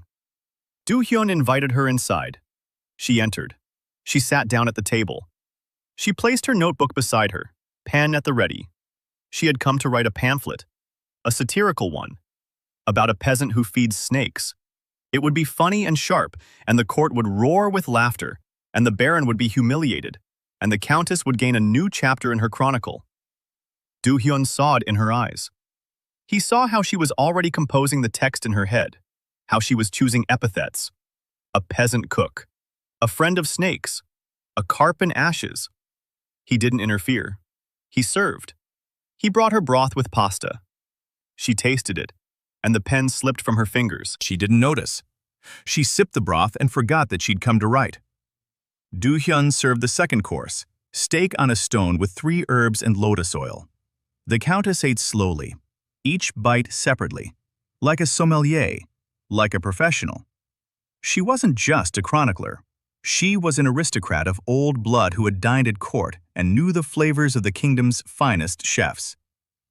And she understood that what stood before her surpassed any palace cuisine in Cholsong. Not in sophistication, not in the rarity of the ingredients, in depth, purity, precision. As if every flavor landed exactly where it was meant to. Not a single note was superfluous.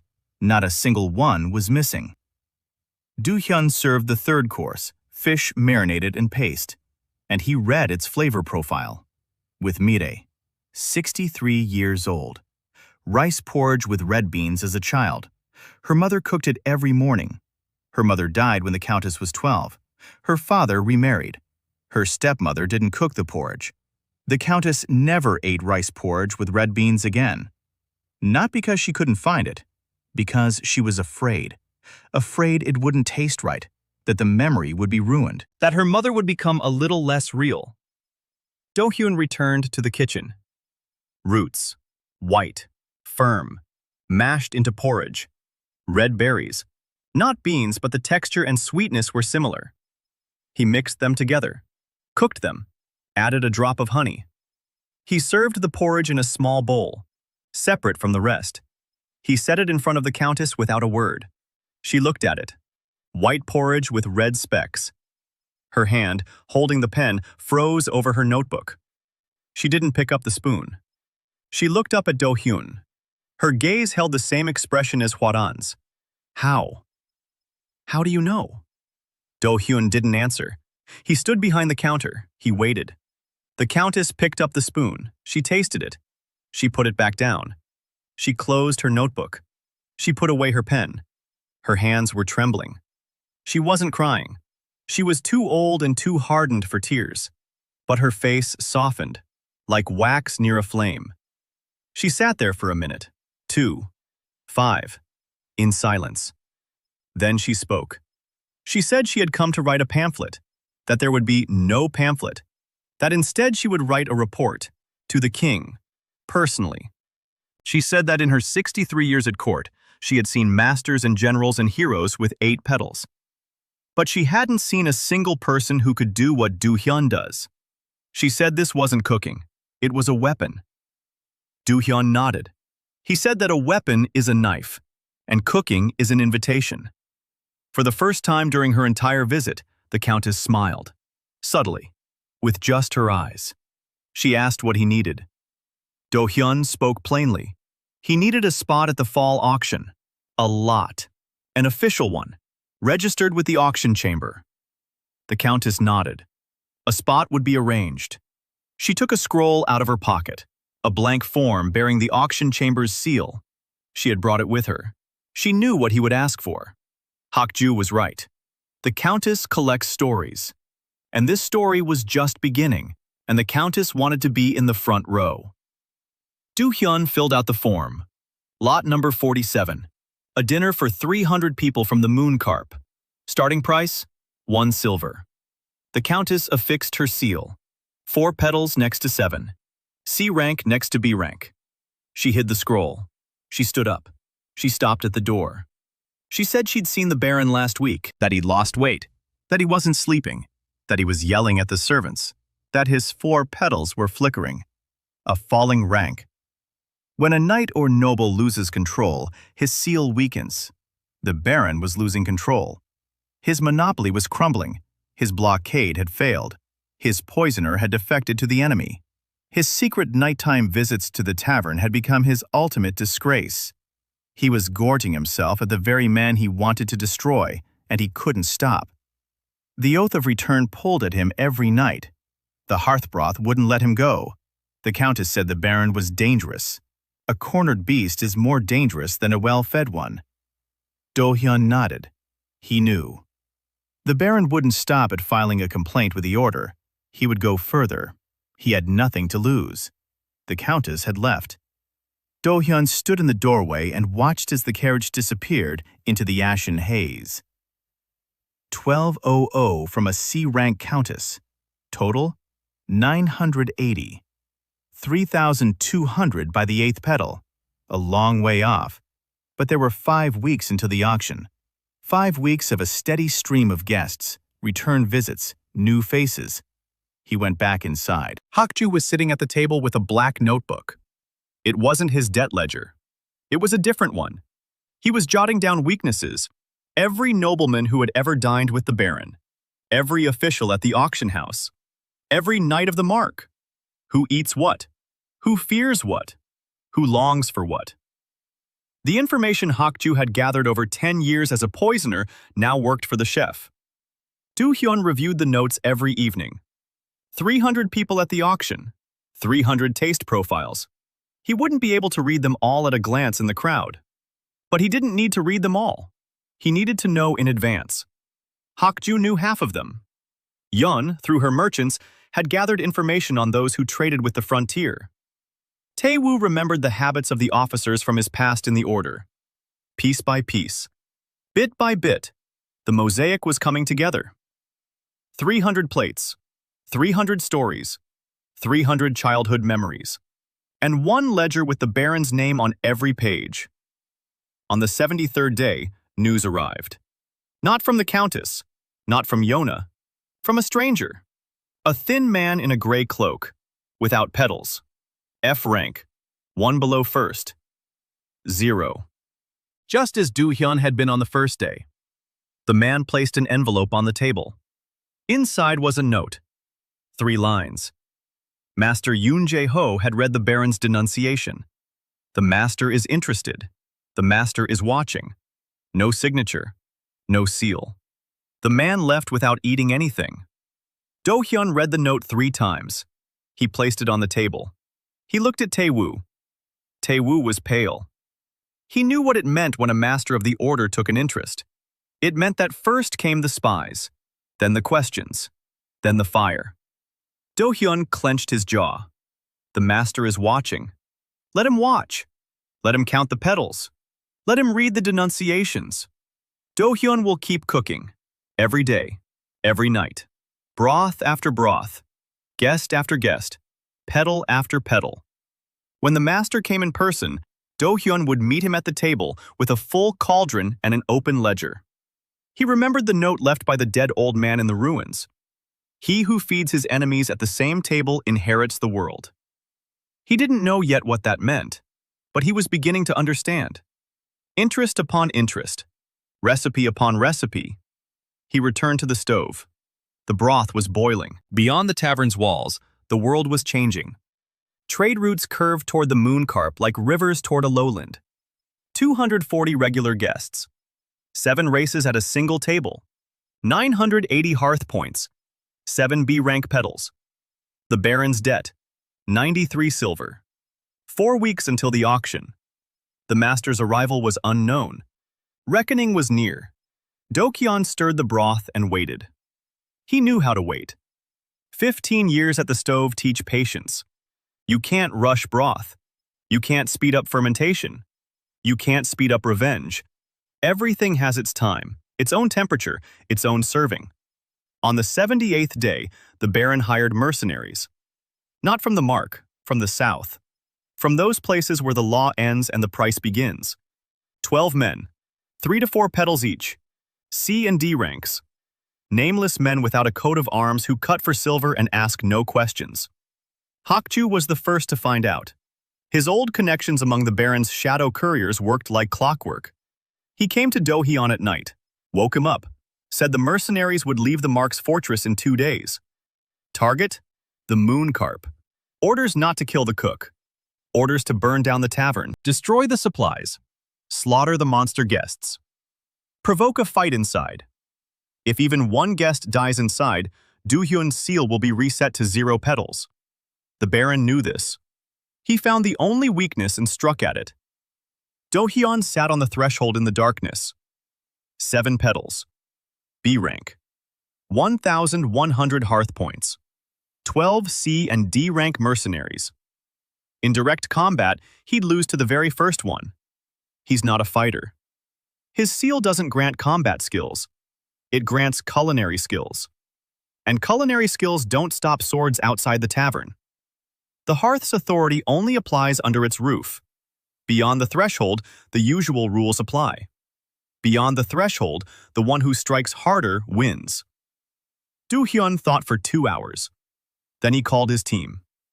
Taewoo, Yona, Sol, Bichu, Hakju. 5 people around the table at 3 in the morning. He laid out the situation. 12 mercenaries in 2 days. Their goal is to burn down the tavern and kill the guests. If anyone dies under this roof, it's all over. Taewoo said he could hold off 2 or 3 of them. His 4 petals had fully regenerated. C rank in combat is no joke. But against 12, he'd only last about 5 minutes. Yeon said she could call for help from the clan. But the nearest Sabek detachment was 2 days' journey away. They won't make it in time. Sol bared her teeth and said she'd kill 4 of them before they killed her. Bichu pressed her wings against her body and remained silent. She was F rank. She had nothing to offer in battle. Dohyun shook his head. No fight. No fight at all. If a fight breaks out, someone will die. If someone dies under this roof, the seal will be reset. So there will be no fight. Not under this roof. Not beyond the threshold. Nowhere. Taewoo asked how. Dohyun looked at him, then at the kitchen, then at the cauldron, then back at Taewoo. He said that mercenaries are people. People eat. People get tired. People walk for 2 days through the ash belt without provisions because no merchant will sell food to people who are going to burn down the only trading post in the dead zone. They'll arrive hungry. And a hungry person facing a full table is no longer a mercenary. He's a guest. Taeo said that was madness. That the mercenaries won't sit down at the table. That they'll carry out their orders. Dohyun asked Hakju how much the Baron pays the mercenaries. Hakju replied, 5 silver pieces per person. 60 silver pieces in total. Dohyun nodded. Then he asked how much a meal costs at the best inn in the capital of the Margraviate. Hakju replied, 2 silver pieces. Dohyun said he would offer each mercenary a meal worth 10 silver pieces. For free. Under the tavern's roof. Where weapons are useless. Where killing is forbidden. where one can only eat. 10 silver coins is twice as much as the Baron pays. A mercenary who earns more for sitting down and eating than for standing up and killing will make the right choice. Not a moral one, an economic one. Taeyu was silent for a long time. Then he said it might work, if the food was really worth it. Dohyun looked at him. Taeyu understood. The food was worth it. The food was always worth it. 2 days. Dohyun cooked non-stop. 48 hours. He didn't sleep. He didn't eat. He prepared 12 servings of his best meal. Each serving was unique. Hakju knew the mercenaries from the south. He knew them by name. He knew where they were from. Peasants who had become assassins. Fishermen who had become arsonists. A blacksmith who had become a swordsman. Each had a past life. Each had the taste of childhood. Hakju gave Dohyun 12 stories. Dohyun prepared 12 dishes. On the 80th day, the mercenaries appeared on the horizon. Dust and dark silhouettes. 12 figures in dust-covered cloaks with weapons at their belts.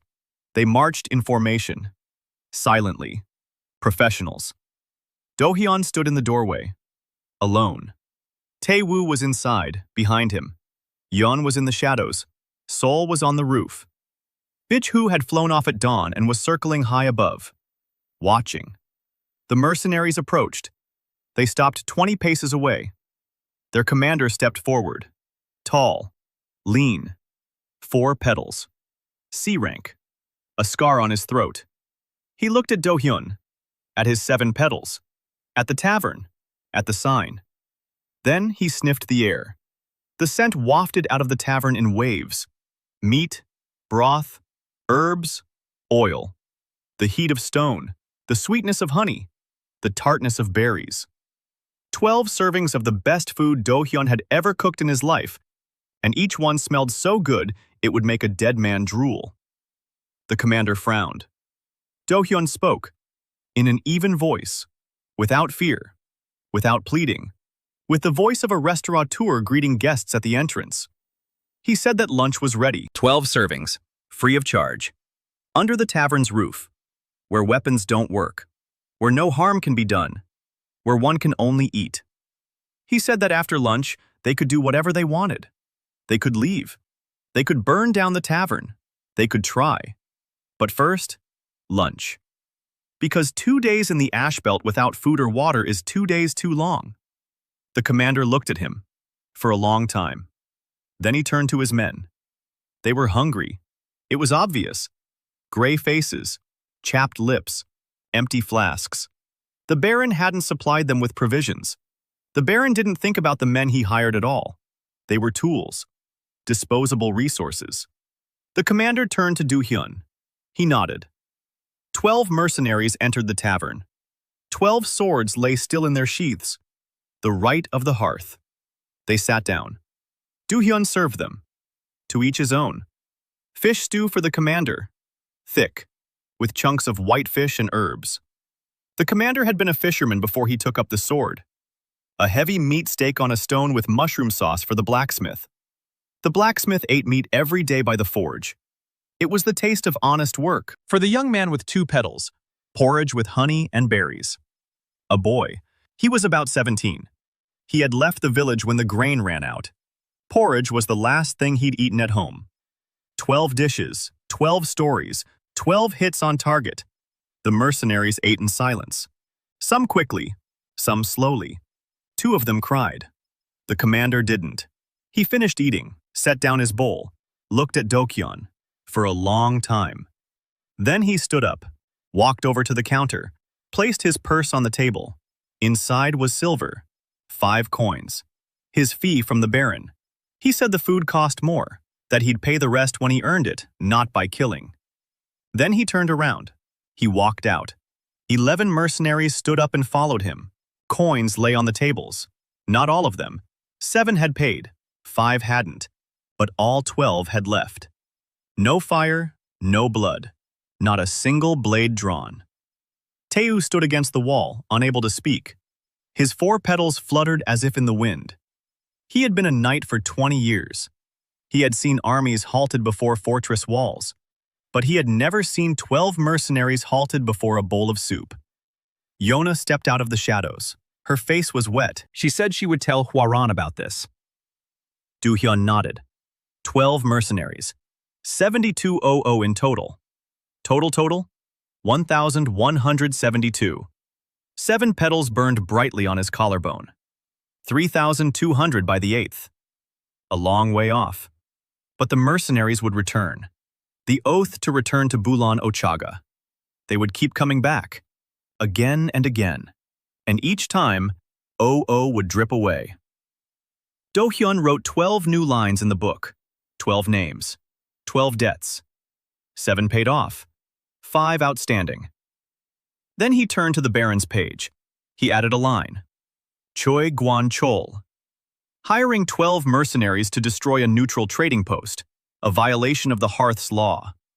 The penalty, according to the law of the mark, is 3 times the value of the trading post. He didn't know the value of the moon carp, but Hakju would calculate it, and the figure would be large, very large. Dohyun closed the book. He looked at the door. 3 weeks until the auction. The Baron had made his final move. The mercenaries had failed.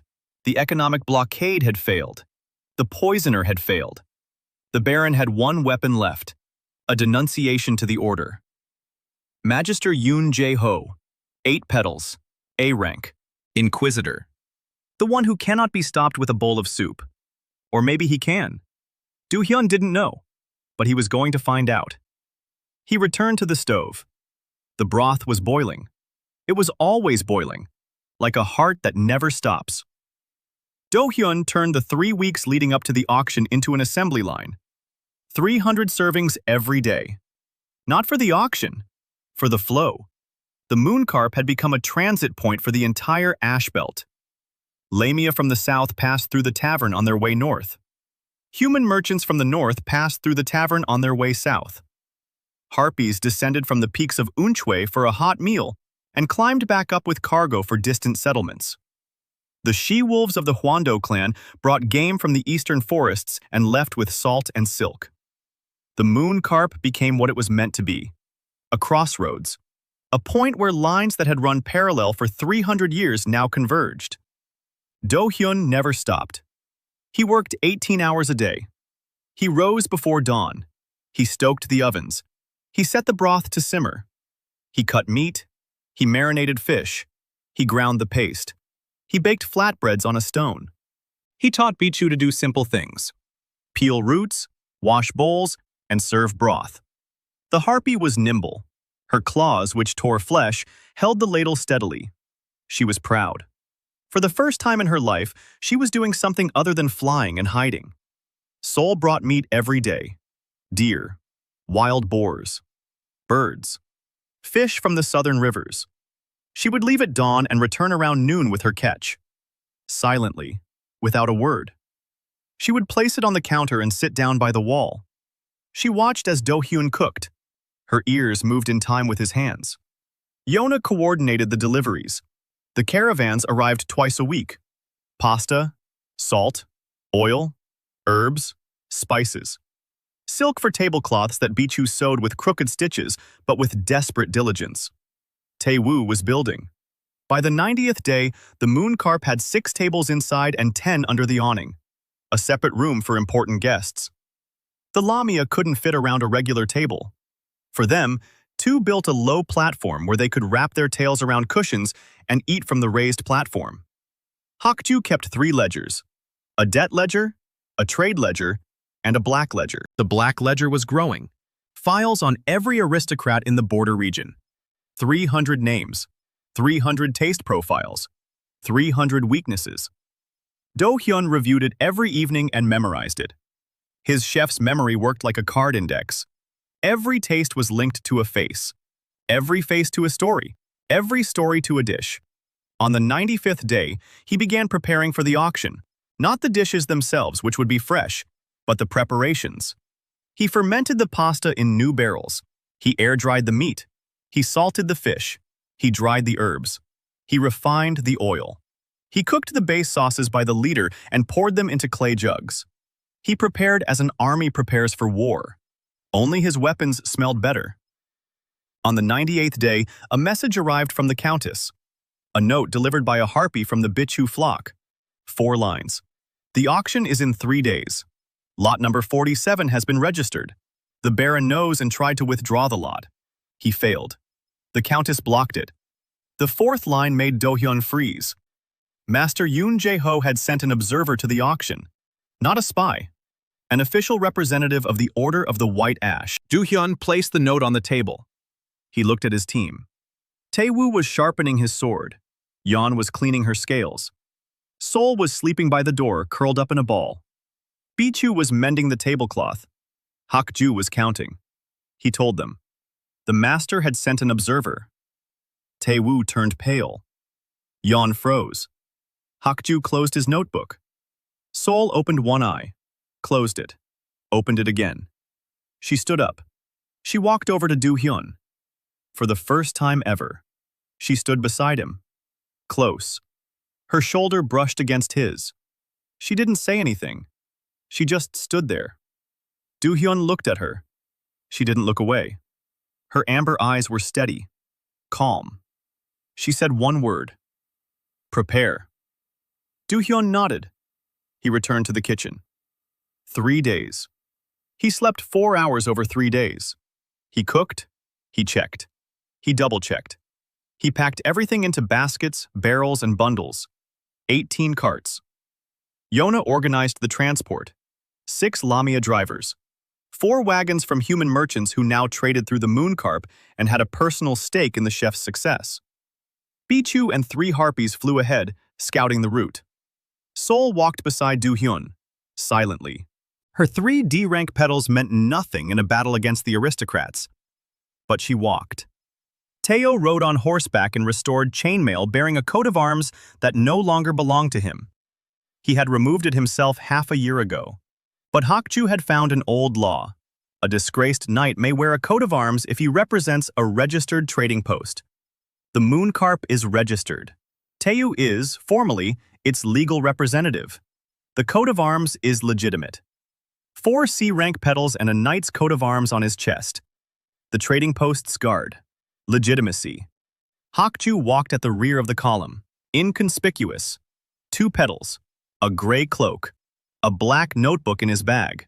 A poisoner turned sommelier, an assassin turned accountant, a man who knew the weaknesses of every noble in the hall. The column moved north along the old highway. After 2 days' journey, the ash belt came to an end. Greenery caught the eye. Trees, grass, fields, living earth. For the first time in 100 days, Dohyun saw a normal world. The capital of the Margraviate was called Hwangum, a city on a hill, stone walls, towers, a market in the central square, 3,000 residents.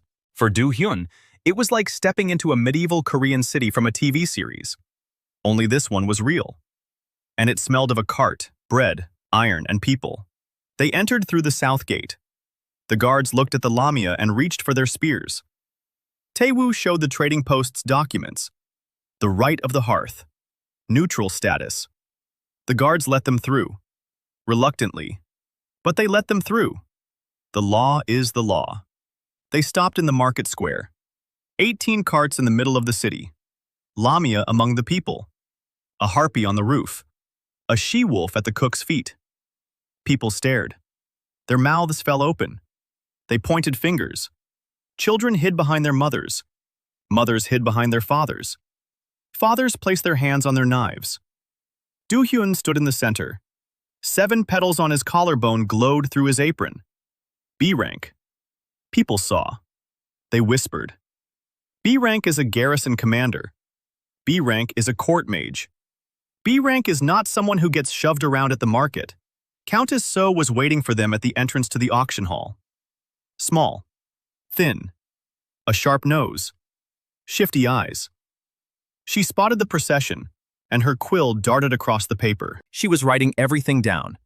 18 carts, 6 Lamia, a harpy, a she-wolf, a knight with a coat of arms, a chef in an apron with 7 petals. A story that would write itself. She approached Dohyun. Her hands were trembling, not from fear, but from anticipation. She said the hall was ready. 300 guests. The Baron was there. The auction begins tomorrow morning. Dohyun's is 47 out of 50.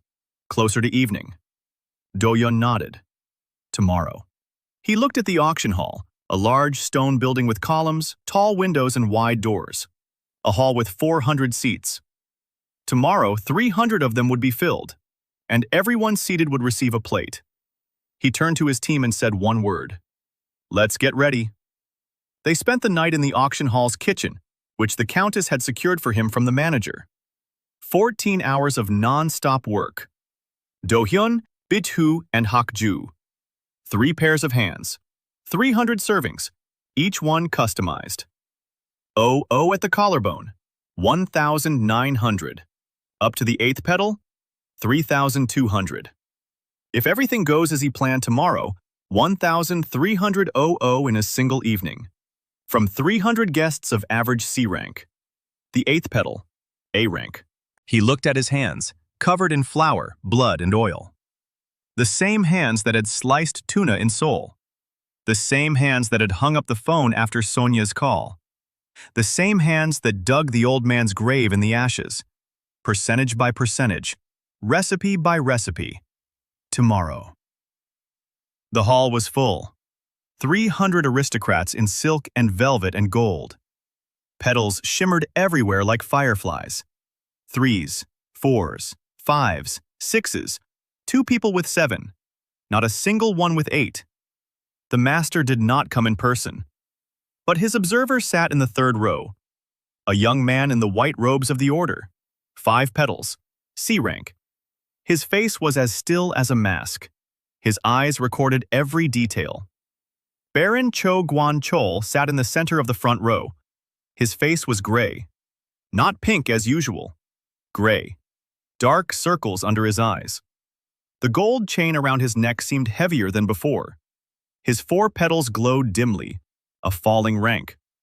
The Countess hadn't lied. The auction went on all day. Lots 1 through 46. Land, licenses, trading rights, exemptions, privileges. Boring numbers that decided the fates of thousands of people, yet evoked not a single emotion on the stony faces of the aristocrats. Dohyun waited behind the scenes, in the kitchen. 300 plates were ready. 300 stories arranged according to seat numbers. Hakju was checking the guest list against the black notebook one last time. Seat 12. Lord Park. 5 petals. As a child, he ate grilled fish with his mother on the lakeshore. Serving 12. Fish on a stone with a sour sauce and a leaf of that herb that smells like the lake breeze. Seat 44. General Kang. 6 petals. He lost his son in the Battle of the Southern Rift. His son loved porridge with honey. The general hasn't eaten anything sweet since. Serving number 44. Porridge with honey and red berries. Seat number 103. Minister of Finance Oh Tae-seon. 5 petals. His wife died 20 years ago. Her apple pie was the only dish he asked her to make again and again. He hasn't eaten a single pie since her death. Serving number 103. Flatbread with caramelized berries and honey. Not a pie, a response to a pie. A different form, the same language. Entry 207. Baron Cho. 4 petals. Barley porridge in childhood. Poverty. Hunger. A mother who gave away her very last bit. The Baron fled from poverty into greed, and greed consumed him entirely. Lot 207. Barley porridge. Plain. No frills, no side dishes. A poor man's bowl of porridge on a rich man's table. Lot 407. The auctioneer's voice. A dinner for 300 guests from the Moon Carp Trading Post. Starting price? 1 silver coin. The hall erupted in a murmur. Dohyun stepped out from behind the curtain, wearing an apron. A simple linen apron splattered with oil and broth. No silk, no gold, no coat of arms. A cook. 18 carts were rolled in behind him. The aroma swept through the hall like a wave. 300 noses turned at once. 300 pairs of eyes stared at the carts with steaming plates. The Baron jumped to his feet, His face turned crimson. He shouted that this was a breach of order, that a chef had no right to put an item up for auction, that it was an insult. The auctioneer looked at the documents, the seal of the auction house, the countess's signature. Everything was legal. The Baron sat down. His hands were shaking. Dohyun began serving, silently, without a word, without announcements. He walked between the rows and placed the plates, each in its place. One for each person. Bichu followed close behind him with a tray. Taewoo pushed the cart. Hakju directed the process, seat by seat, plate by plate. The hall grew quiet as people looked at what stood before them. Lord Park saw the fish. His face twitched. He picked up a fork. He tasted it. His hand froze halfway to his mouth. He slowly lowered the fork. He closed his eyes. General Kong saw the porridge. His jaw clenched. He didn't touch it. A minute. 2. Then he picked up a spoon. 1 spoonful. He put it back down. His eyes glistened. Minister O saw the flatbread. His face turned gray, then white. Then he took a piece and put it in his mouth, and his shoulders shook. 300 people, 300 dishes, 300 direct hits. The hall, which had been buzzing and haggling and counting money all day, suddenly fell silent. Dead silence. Only the sound of spoons and sobs. Countess So was shedding tears onto her notebook and didn't notice. Her pen lay on the table. She had forgotten about it. She was eating rice porridge with red berries and was a little girl in her mother's house. An observer of the order, dressed in white, gazed at the hall with unblinking eyes. His plate was untouched. He wasn't eating. He was taking notes. Dohyun approached seat number 207, Baron Cho. A bowl of barley porridge stood before him. The Baron was looking at it. His face was wet, not from sweat. He had already been crying, even before he saw the porridge. The smell had reached him first. The smell of poverty. The smell of childhood. The smell of his mother, who hadn't lived to see his first silver medal. Dohyun placed the bowl directly in front of him. The Baron looked up. He looked at Dohyun. His lips were trembling. He took the bowl with both hands, like a child. He brought it to his mouth. He drank. The porridge ran down his chin. He didn't notice. When the bowl was empty, he set it down on the table, and something inside him snapped. Not anger, not greed, something deeper. The wall he had been building for 30 years out of silver, bribes, and cruelty. The wall between him and the boy who ate barley porridge and didn't want to be hungry. He broke down in tears. In front of 300 aristocrats, the Baron of the Border March wept over an empty bowl like a child. The hall watched. No one laughed, because half the hall was crying along with him. Dohyun returned to the center of the hall. He stood up. He took out a book. He opened it. His voice was steady, quiet. But in the silence of the hall, every word fell like a stone into a well. He began to read. Chaegwan Chol. 17 visits to the Moon Carp Trading Post. 17 unpaid bills. The total, including interest according to the Marx law, 114 silver coins. The value of the Baron's estate, including the land and pastures, amounts to 110 silver pieces. The debt exceeds the Baron's entire estate by 4 silver pieces. According to the ancient law of Ochog and the law of the auction chamber, an unpaid debt to the trading post is collected publicly in the presence of witnesses. The debtor enters the creditor's personal service until the debt is fully repaid. Silence. Absolute silence. 300 pairs of eyes on the Baron. The Baron sat with a wet face and an empty bowl. He did not resist. He did not shout. He did not call for his knights. His knights sat in the hall eating their children's meals, and they did not have the strength to raise a sword even if the law of the hearth had permitted it. Dohyun spoke his final words. He said that the Baron could begin repayment right away.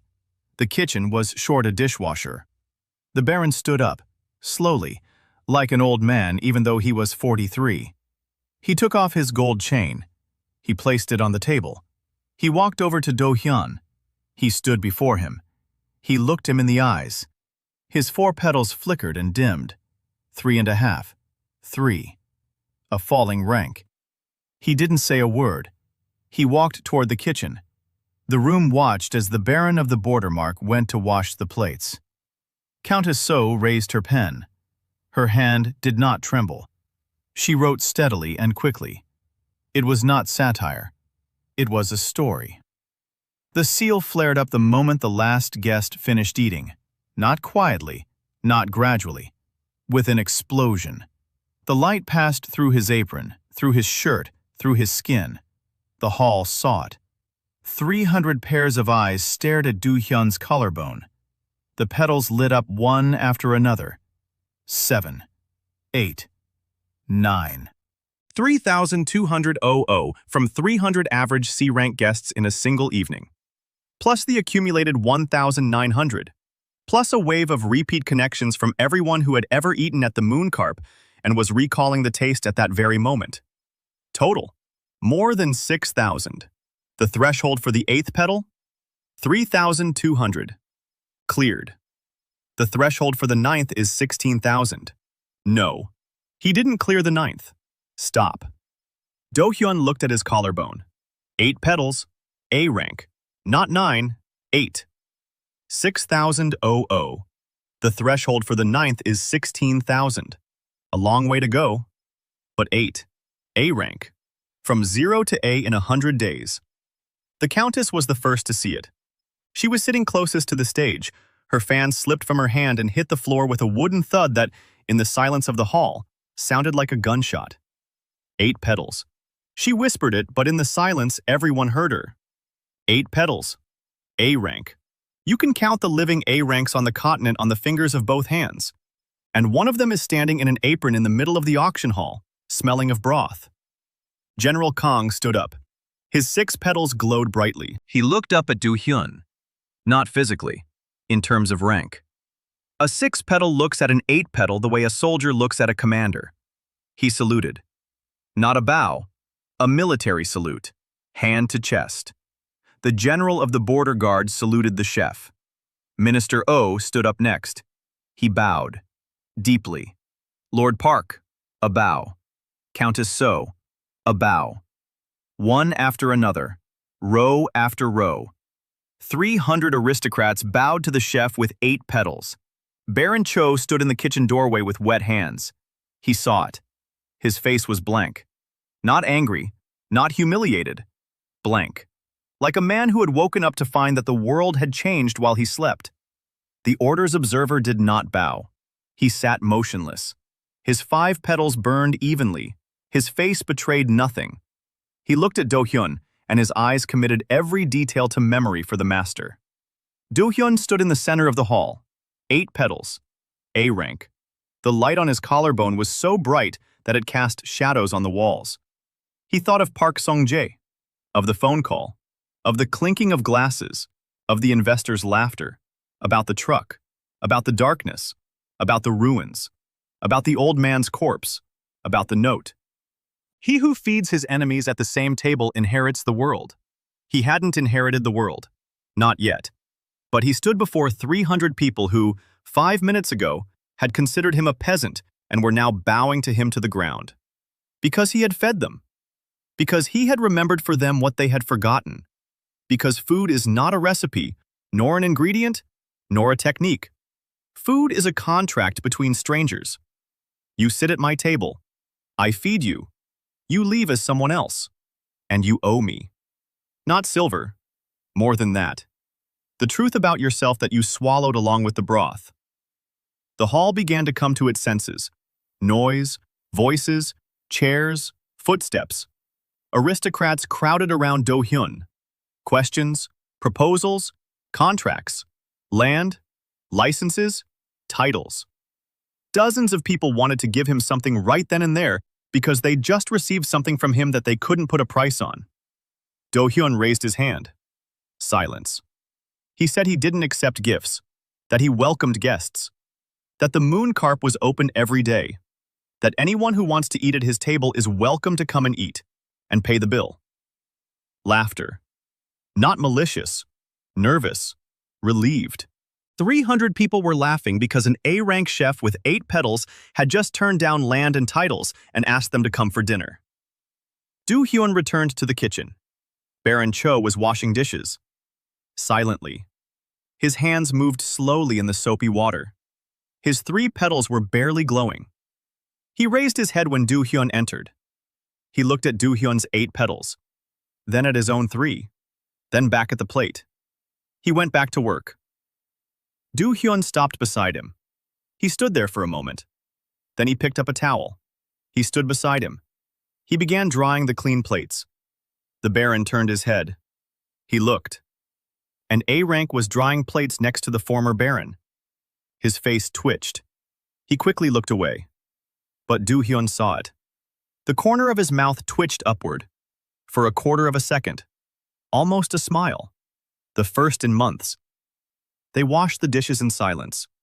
2 men at the sink. 8 petals and 3. The chef and the debtor. The winner and the loser. And between them, a silence that felt like peace. Hakju walked in. His face was pale. He said that the Order's observer had left the hall, on horseback, headed north, toward the Order's fortress. Toward Magister Yoon Jae-ho. He was riding fast. Dohyun didn't stop. He kept wiping the plate. He nodded. The Magister would find out by morning. A man with a rank of 0 had become an 8 in 100 days. Not by the sword, not by magic, by food. This isn't a story about a rank promotion. It's a story about a threat. The master will understand. The guest's seal is not an anomaly. It is the restored true seal. The seal that the Order destroyed 300 years ago along with the first hearth and the goddess Samshin. Every guest at Dohyun's table repairs one tear in the fabric of the world. Every satisfied smile erases one line from the law that the Order wrote with blood. Master Yoon is the great-grandson of the man who set fire to the first hearth. He is the guardian of a world built on enmity. And the cook in the ash belt has just proven that this world can be rebuilt. One plate at a time. The master will come, in person, with the inquisitors, with fire. Dohyun knew it, but right now, he didn't care.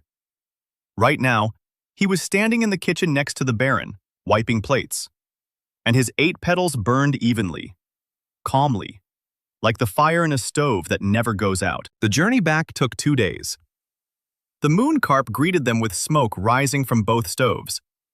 Bichu, who had returned earlier, had already lit the fire and put the broth on to simmer. Sour. Too salty, but hot. Dohyun tasted it. He nodded. He said it was good.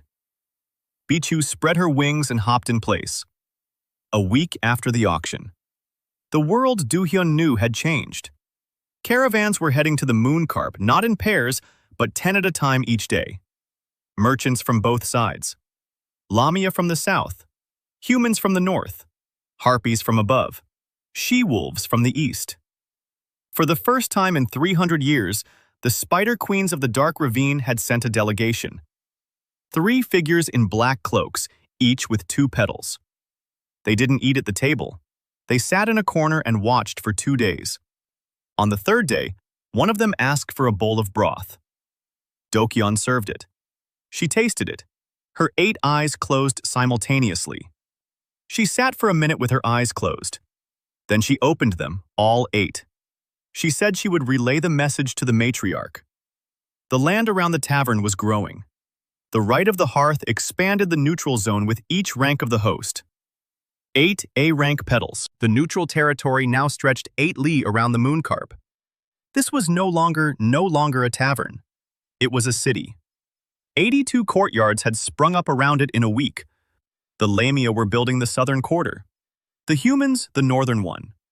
Harpies nested on the surrounding cliffs. She-wolves were digging burrows on the eastern slope. The market was open every day. Trade was conducted in silver, barter, and mooncarp IOUs, which Haktu printed on paper he produced himself. Mooncarp IOUs were accepted throughout the border march. Cheaper than silver, more reliable than gold, because behind them stood a chef with 8 petals, trusted by all races. OOs flowed in every day. 200 a day, 300, 400 a day, auction guests who had begun arriving for the weekly dinners.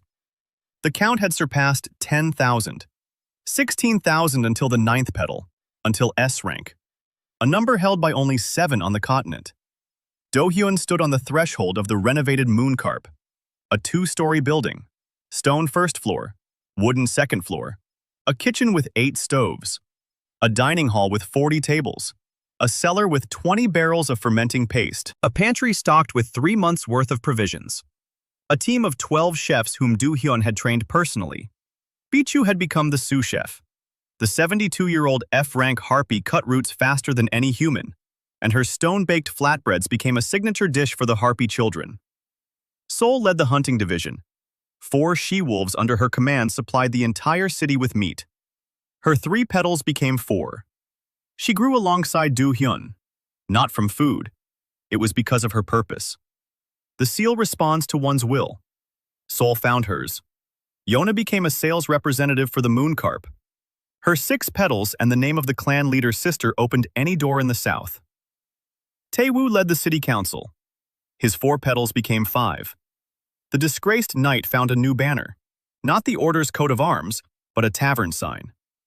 Haktu managed the finances. 3 ledgers became 10. Trade, debts, bookkeeping, contracts, taxes, human resources.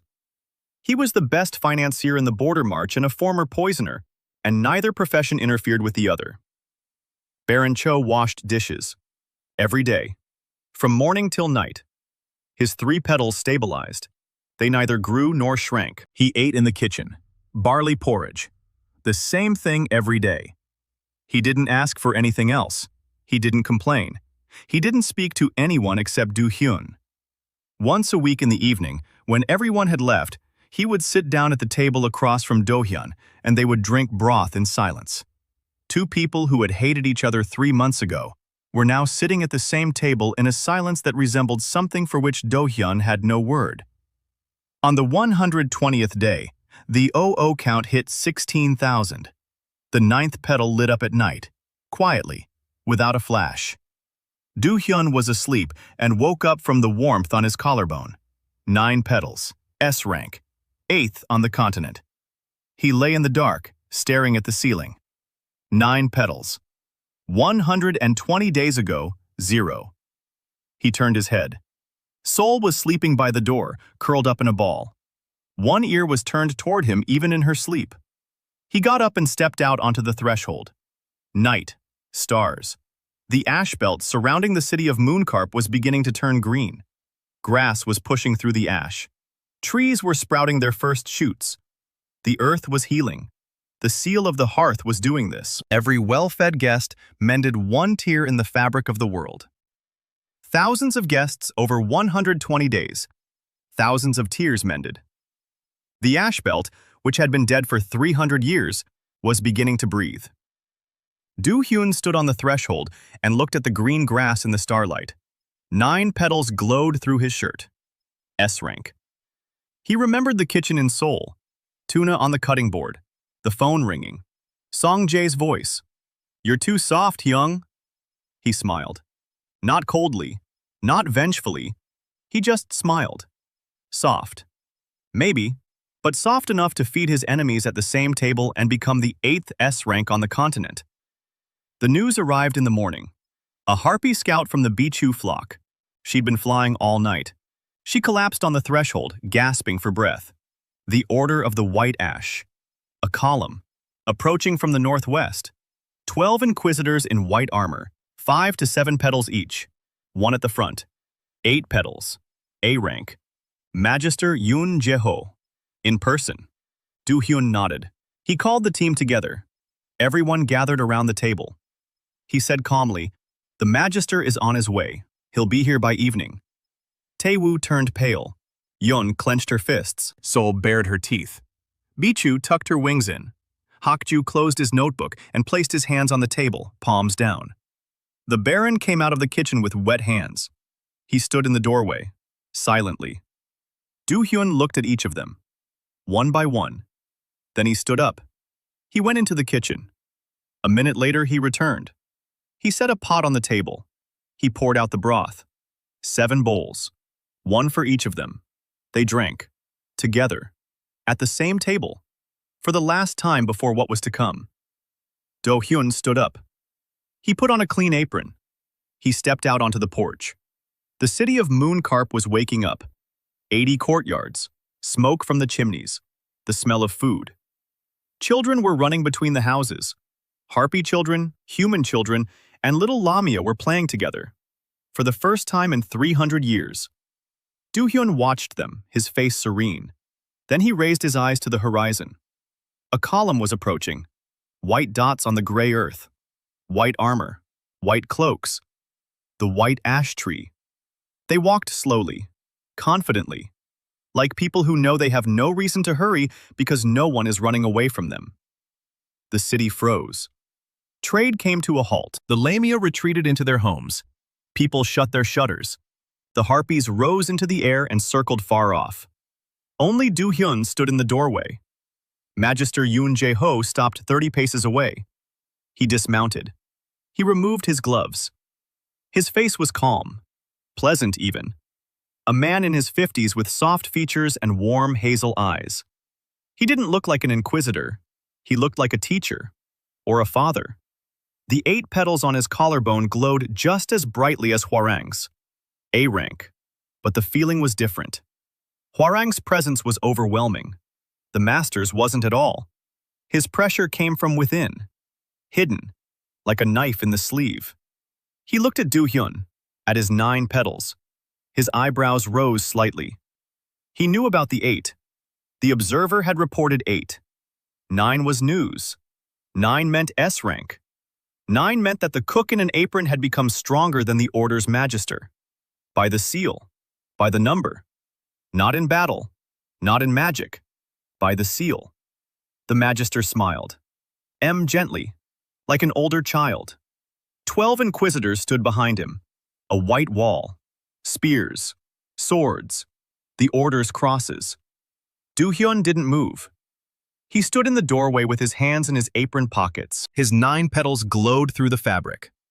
Behind him stood Taewoo, Yeon, Sol, Bikhu, and Hakchu, and Baron Cho, with wet hands.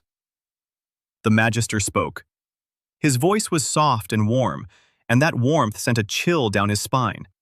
He said that the matriarch Samshin had fed them all at the same table, that the order had sat at her table 300 years ago, that they had eaten her bread and drunk her water, and then they burned her. They burned the hearth. They burned the seal. They rewrote the law. Because a divided world is a world that can be controlled, and a world gathered around a single table is a world that needs no control. He said this matter-of-factly, without shame, without remorse, as a statement of fact. We burned your goddess. It was the right choice. Then he fell silent.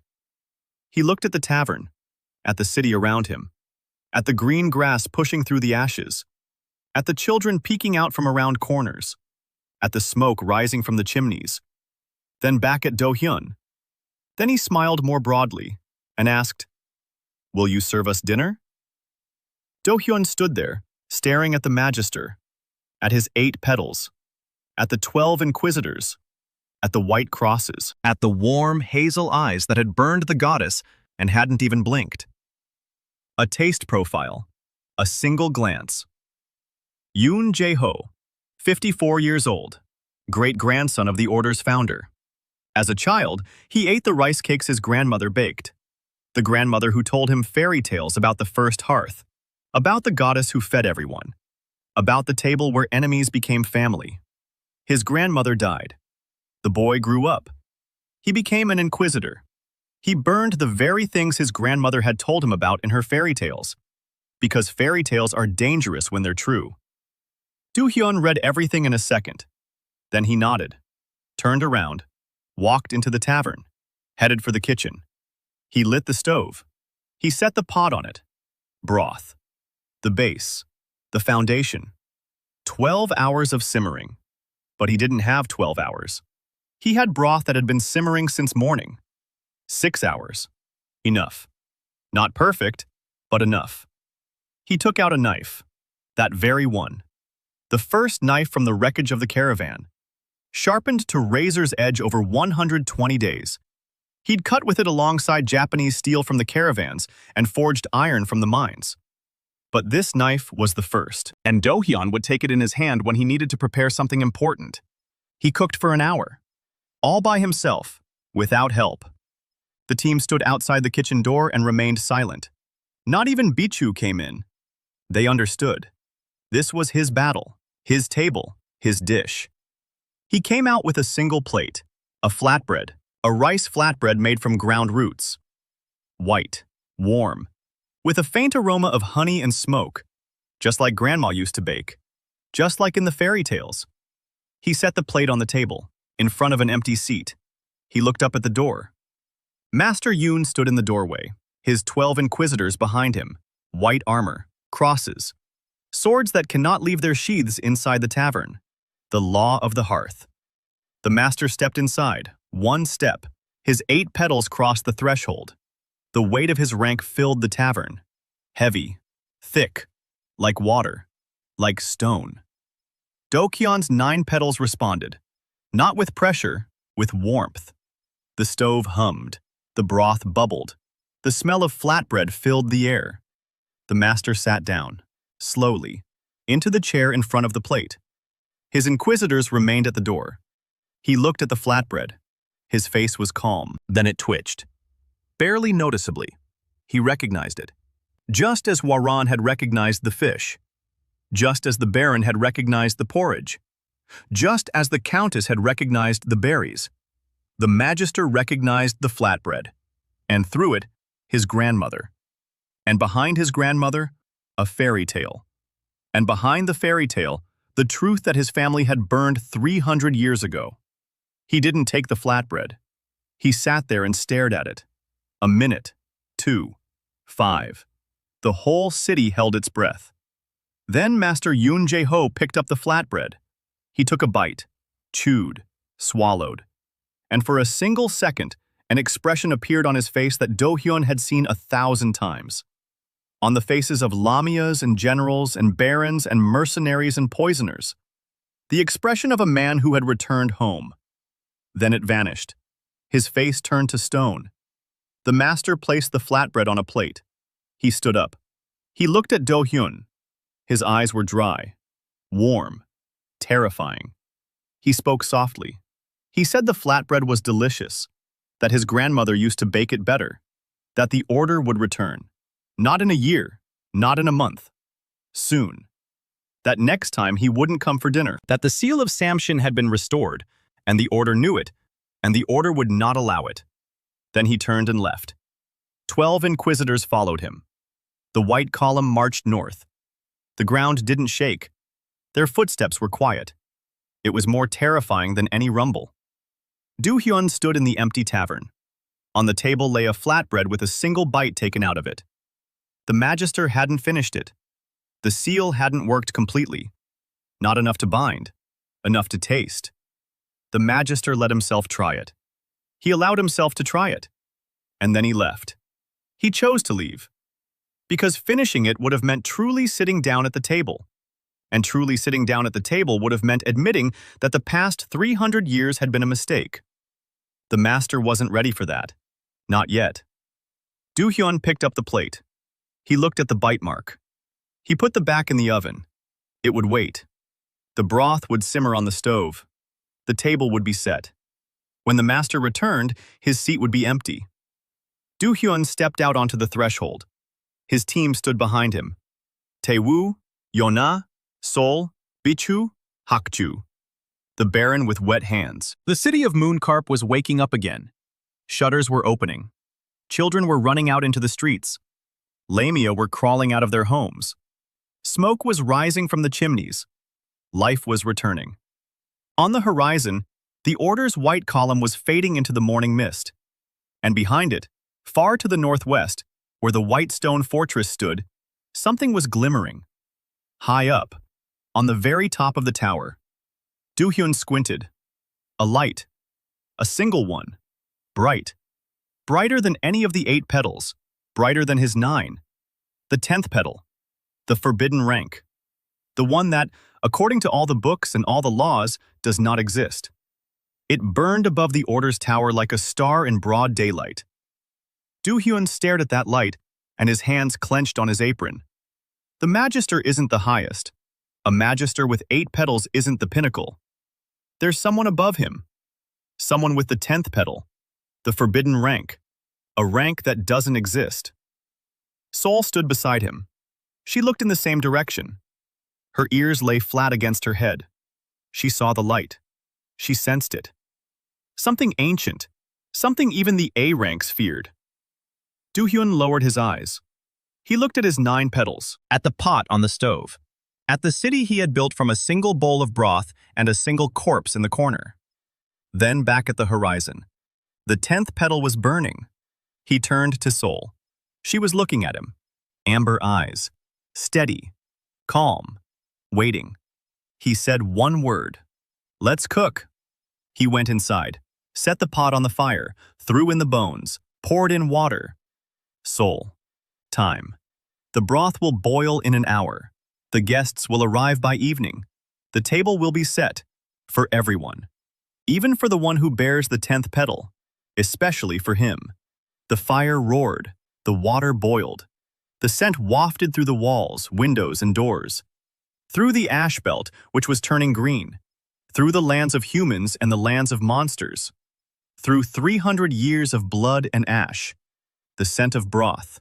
The scent of a home that doesn't exist yet, but one that's already simmering.